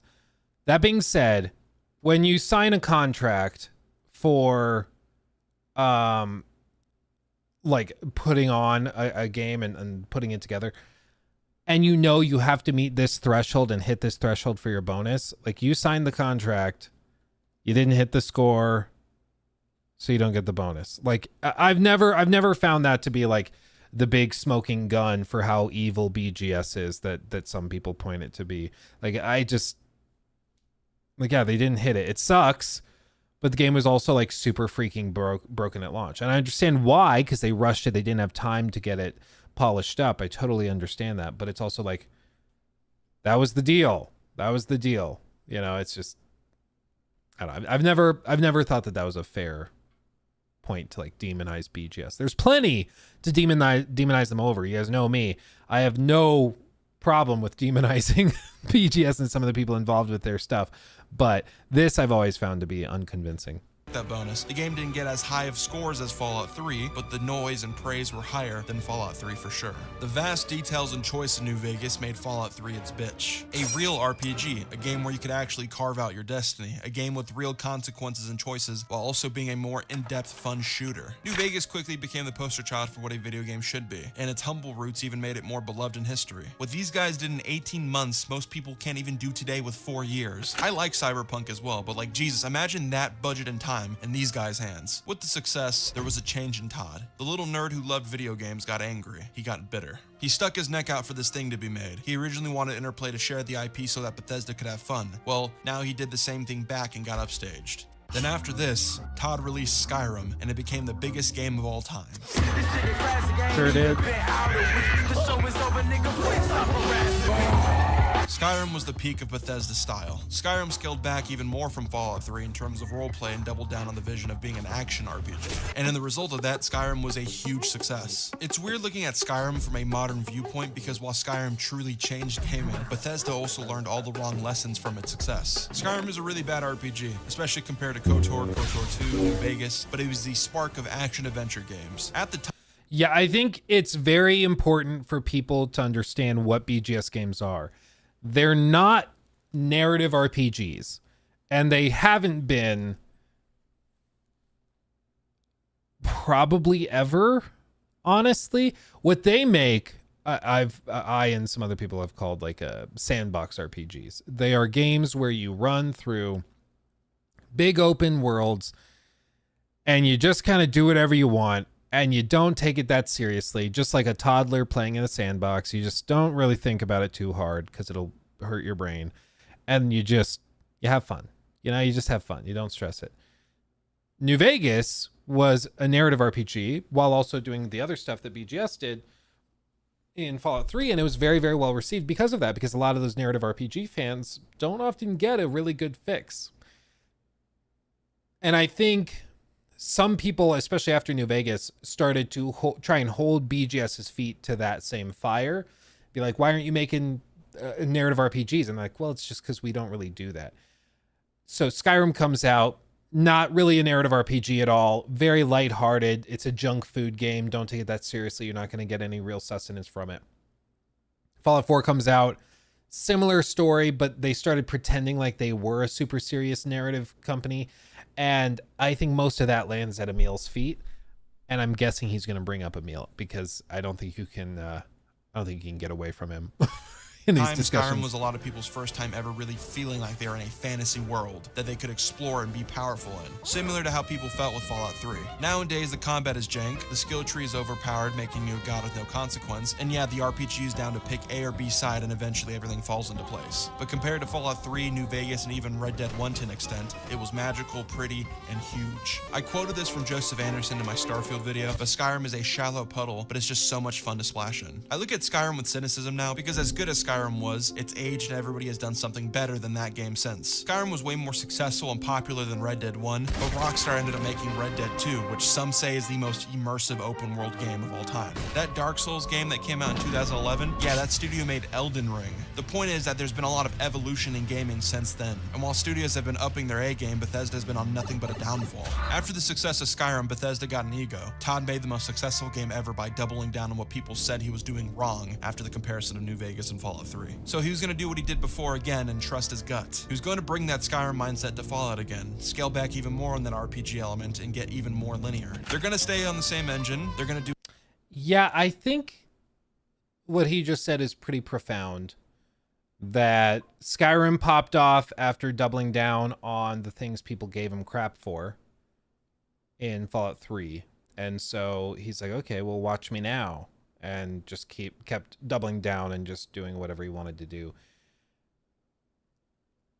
And again, like Fallout 4, I think is a fine game. A lot of the problems for BGS are just that they don't know how to frame things. And I think Todd oversells stuff and accidentally overpromises. Like framing Fallout 4 as a narrative RPG with a really intense story,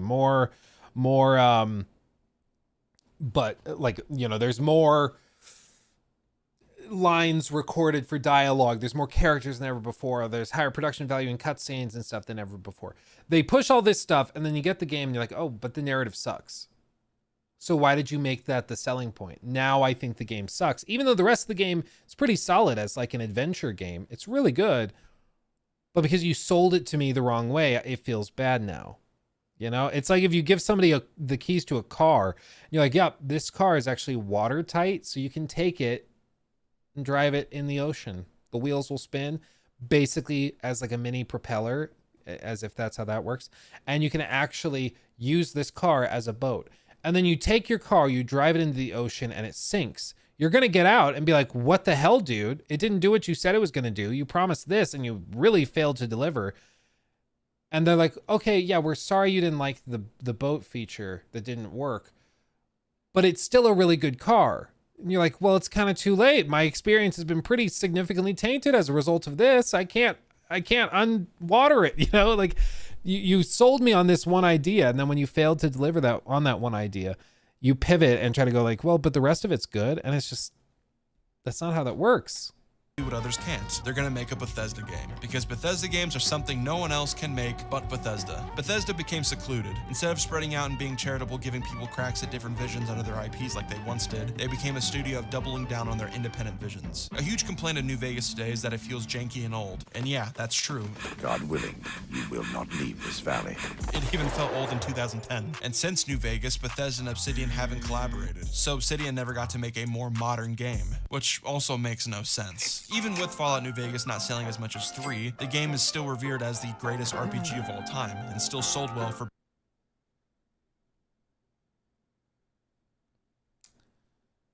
I mean, I would not call it the greatest RPG of all time. Personally. And I don't know a lot of other people. Like the best Fallout game? Yes. But the greatest RPG of all time? That's a pretty tall order, but maybe it's just a matter of... But he said multiple people argued this. Selling as much as 3, the game is still revered as the greatest RPG of all time, and still revered by like maybe a couple people. I don't know, that's a stretch. Anyway. Well for Bethesda standards. The gap between Skyrim and Fallout 4 would be from 2011 to 2015. In the timeline, Skyrim was just recently the biggest game ever. Bethesda had clout and cash, and now Bethesda had time. And between those 4 years was radio silence.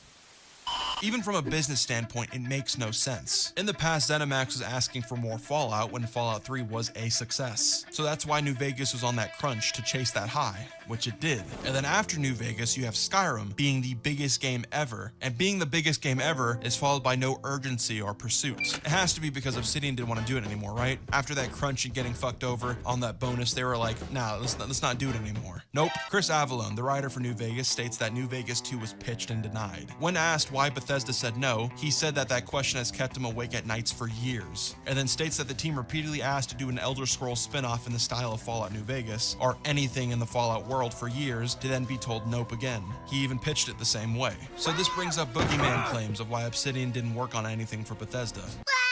Claim 1, the game being buggy brought a negative reputation. I mean, I think we all know why.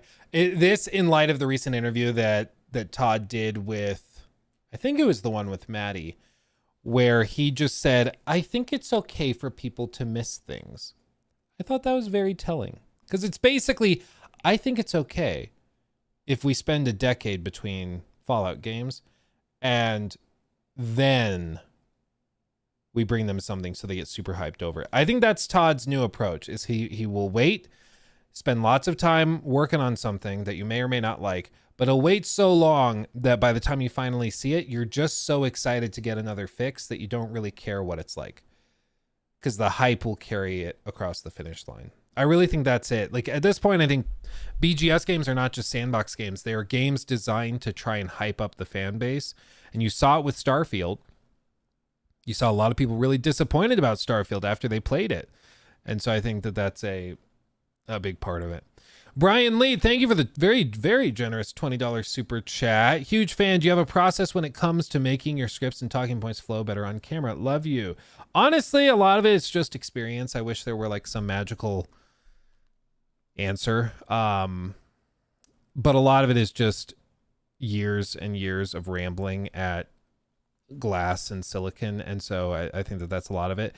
What I do though is like, if I hop in the shower and I'm about to film a big video or something, I'll basically talk out the video, almost like pretending I'm filming it in the shower, but just verbalizing everything I want to say and walking through, organizing my thoughts like that. I'll do the same thing if I'm going to go walk to the park, or if I'm going to go work out and I'm on the treadmill or something, and I just talk it out. Just talk it out. Like, I really think it's okay if you film something 5-6 times. There's been videos as recently as like in the last month where the video ends up being 10-15 minutes long, but it took me 3-4 hours to film because I just kept restarting, or I didn't like how this went and I wanted to shift this and I didn't feel like the vibe was right, so I changed that. It happens all the time. It drives Jacob crazy, but there's been a lot of times like that. So I mean, at the end of the day, it just comes down to practice, practice, practice. Just keep practicing, and don't be afraid to be a perfectionist. That's okay. Like, especially if you're trying to like really own your craft. If you're trying to just put out content, obviously being a perfectionist is a bad idea. But if you're trying to get better and better, embrace the perfectionist vibe, you know. Remember Only Shower Stream? Yeah, baby.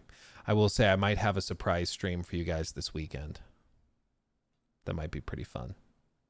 And then Sadarson. Excuse me. Thank you for the super chat as well. Luke, do you know who Patrice Desilets is? AC12. Patrice, the name kind of sounds familiar. Canadian game designer.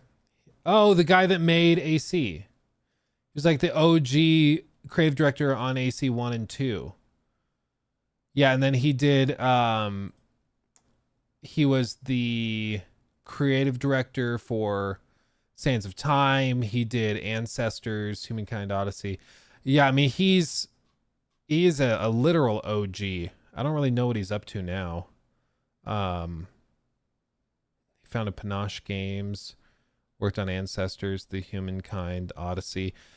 Ancestors seemed interesting, but it just didn't end up really being that fun, which was the biggest problem it had. So, yeah. But yeah, an actual legend. Actual legend. For real. This is bullshit. Bethesda games have always had their reputation. Okay, so let me go back. Claim 1. The game being buggy brought a negative reputation. This is bullshit. Bethesda games have always had the reputation of being notoriously buggy. Yeah, Skyrim had real. a buggy launch, and even years later, we'd see this again with Fallout 4 and 76. And even besides the bugs, we've seen a game like Starfield that was almost spotless still be disliked. It's a shadow claim that I don't believe. I mean, maybe I'm just a bug magnet, but like Starfield was the most polished game they'd ever released, but it was still pretty damn buggy. There were still a lot of issues. So I don't know if I'd say it was damn near spotless, but the first 20 hours, first 25 hours, pretty spotless. But after that, man, I would not go and say spotless. Wouldn't go that far. It objectively makes no sense, and ZeniMax's interest of making more money, they benefit by having more games to make more money. Fallout New Vegas was revered as one of the greatest games of all time, so it wouldn't even be a problem in terms of quality or care. And now you have a 4-year window of nothing going on. And when you had this exact situation and worked the first time, New Vegas the Gap game was a hit. Then Skyrim after was your biggest hit. For ZeniMax to now stop production at the high of Bethesda just makes no sense. It's why I know Bethesda had to intervene. Todd's ego of being a sore winner has now hoarded the Fallout IP and the Elder Scrolls IP, making Bethesda the core developers of both from now on. I think Todd did this to avoid Obsidian making any more games, to avoid Obsidian making it Elder Scrolls New Vegas to their Skyrim, so it couldn't once again shit on their parade. But hey, if you're gonna be a goblin with your IPs, just don't mess it up. Fallout. Yeah, I think we all have a sneaking suspicion that Todd probably stepped in and tried to prevent them from doing it again. And again, it just reminds me of that interview where he's like, it's okay to miss things. I really think that that's a lot of it. I think he really, really wanted not New Vegas to fail, but I think he wants to be seen as the definitive developer of Fallout. And especially now that Fallout's bigger than it ever has been, I don't think he wants to give that baby to somebody else. Because you got to remember, I mean, like, this is the guy in charge of Fallout games. Like, he's the guy. Imagine being the person who is in charge of Fallout games. One of the biggest franchises right now in the world. And he's just in charge of it. He just gets to do what he wants to do with it. That's a big deal. That's big. And I can see why he might be protective of that. But I think it's also frustrating because, again, it's probably a decade before we see anything else. Russell Thunder, thank you also for the super chat. Luke, is there any game you seriously want a sequel of? Like, I want a Prototype 3 or at least a remaster of the originals. Great game for its time. I would love to see a reboot of the Red Faction series with modern destruction tech. Probably more in line with like the very first game. That's like very narrative heavy, very dark and gritty, but with the whole like you can blow your way through all sorts of different tunnels and work your way through levels and combat encounters that way. I think there's all sorts of really cool things you could do with that. So that's the first one that jumps out to me. I think seeing them reboot something with Red Faction would be awesome. 4 was a mixed win. I brought this album with your IPs, just don't mess it up.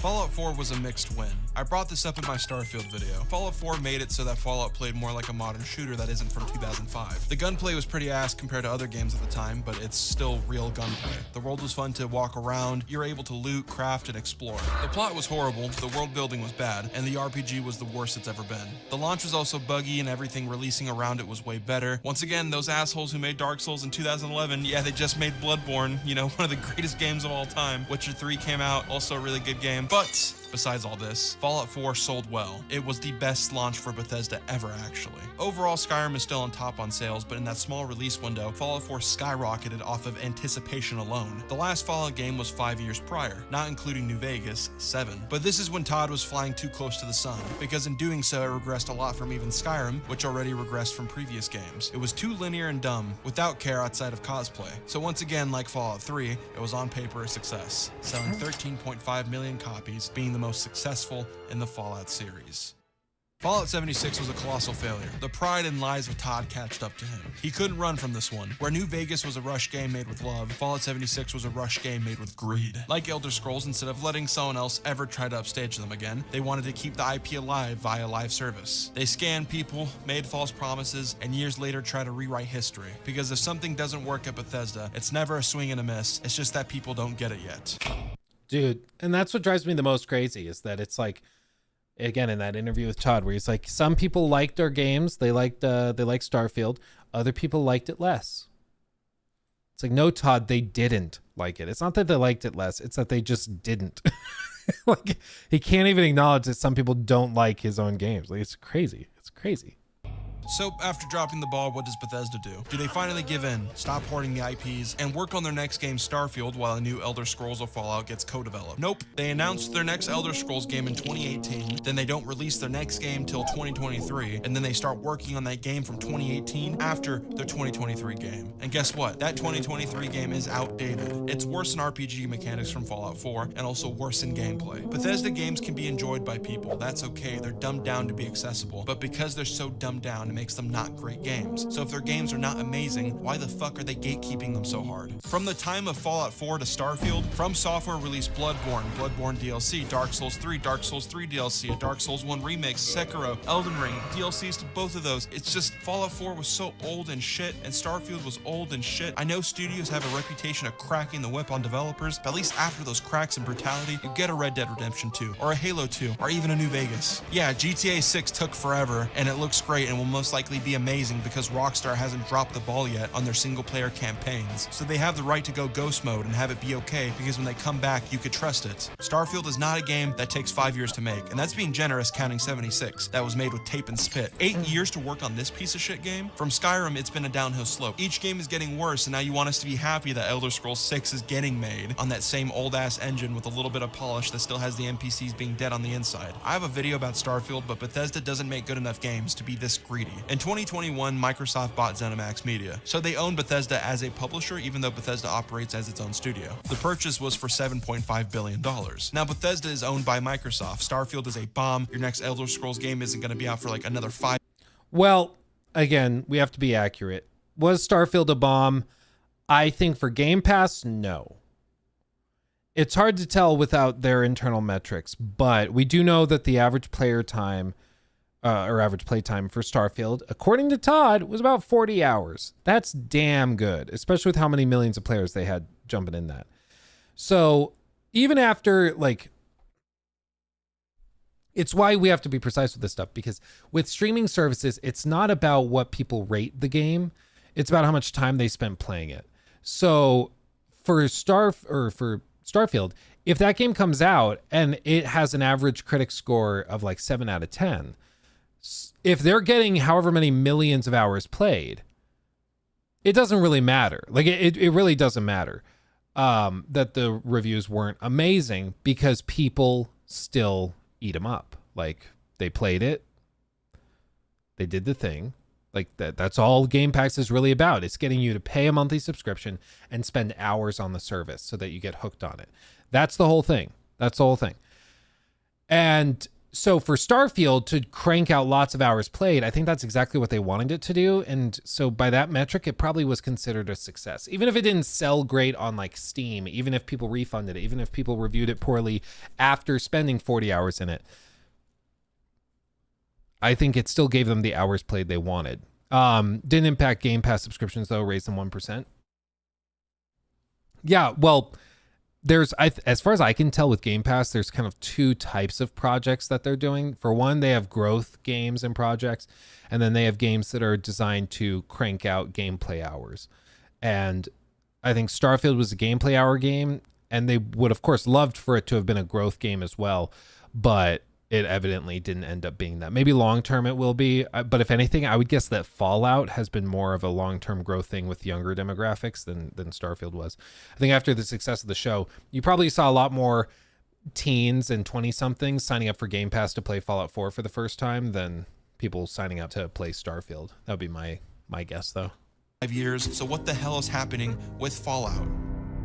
Fallout in the current conditions is truly screwed, but you don't think so because Todd gets lucky. He always gets lucky. The Fallout show came out and now Fallout is popular. Everyone was playing the games, getting that fix. Now 2015 is the new 2024. And now the West belongs to Todd. Now New Vegas, as an aesthetic, belongs to Todd. But where are the games? While everyone's sucking off Fallout 4 again, mind-wiping the history of Fallout 76, acting like it's a great game now, it's surprising no one sat down and questioned for a second, why hasn't there been a new RPG since like 2015? And as I've been breaking it down, it's because Bethesda is insecure and are sore winners, and they always get away with it. Even now, how flawed Fallout 4 is, they release a season of a show and all that history of Bethesda's pettiness is wiped away. The failure of Starfield is wiped away. Todd, you aren't a Kanye West album that everyone hates because they aren't ready for. You're a guy who constantly gets bailed out after wasting years making shitty video games while having IPs collect dust, like the CEO guy from Smiling Friends, because you fear that you will get upstaged by people who are better at making games than you, like what happened so long ago with Fallout New Vegas. The Fallout hype is now dead, and you aren't getting an Elder Scrolls game for 5 years. Then after that, they're gonna have to make a new engine because no way you could get away with it again. Hell, they might be doing that now, and Elder Scrolls 6 might take like 7 years. Then Nope, they confirmed they're still using Creation Engine, so we're not getting away from that. after that, you're gonna have to wait for another Fallout game, which is gonna be like another 5 years. So eyeballing it, it's gonna take 12 years to get the next entry to Fallout, which will probably not be good because the head of this Bethesda ship is stubborn, egotistical. Dude, and also just like Todd's an older gentleman. The dude's gonna be what, like mid 60s, on his way to 70s by the time Fallout 5 comes out. Like, Jesus, that's crazy. That's wild, but that's just what happens. Russell, thank you for the super chat. Homie, you can take the jacket off if you want. It looks pretty uncomfortable. I'm committed now. That's the problem. If I quit now, I'm a quitter. I can't do that. So I'm starting to sweat like a pig, but we're close. We're close. And then we got the podcast here in a few. So I got to push through. And lives off of doubling down on critiques against him to prove a point. While every other studio around him is doing better stuff, while this guy only relies on getting bailed out by fan revisionism. Even CD Projekt Red, after it crashed and burned, still made a fun action-adventure game that also has bad RPG. While Bethesda were making Starfield, though still has loading screens, dead planets, and outdated combat, while doubling down and arguing that people were wrong in Steam reviews. You may need to upgrade your PC for this game, but it's got a lot of great stuff going on in it, and the fans are responding awesome.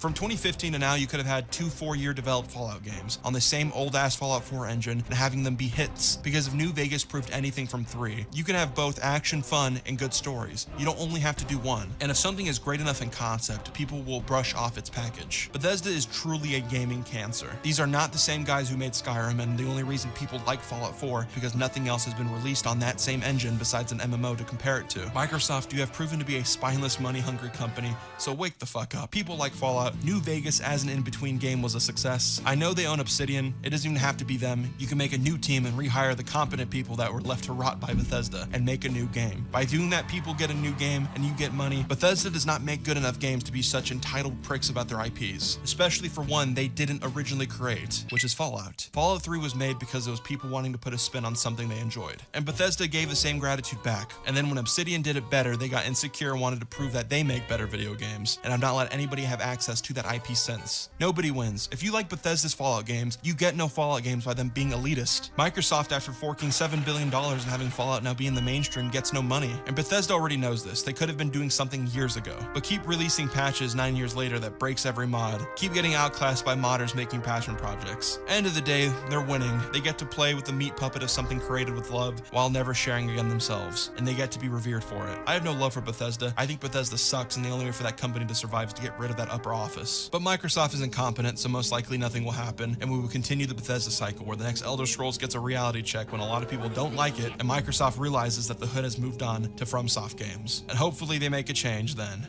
But let's be honest. There's like 15 different references to FromSoft. Yeah, I'm getting a sneaking suspicion that those are his favorites. They probably won't. Yeah, I mean, I think mainly my main takeaway from the 20-minute video, which well edited, well voiced, well scripted, all that. It was a good video. Go again, hop over to Dr. Skipper, give him a sub.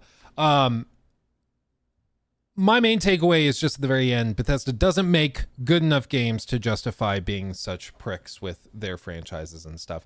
And I think that's accurate. If they were making Rockstar quality games, they could be more selective with Fallout, with Elder Scrolls and stuff. And I think people would be more understanding if you said, yeah, it's going to take us a while to get you Fallout 5, but when you get it, it's going to be the best game you've ever played. If they had that reputation, people would go along with it, be like, okay, well, just don't rush it. If anything, don't rush it.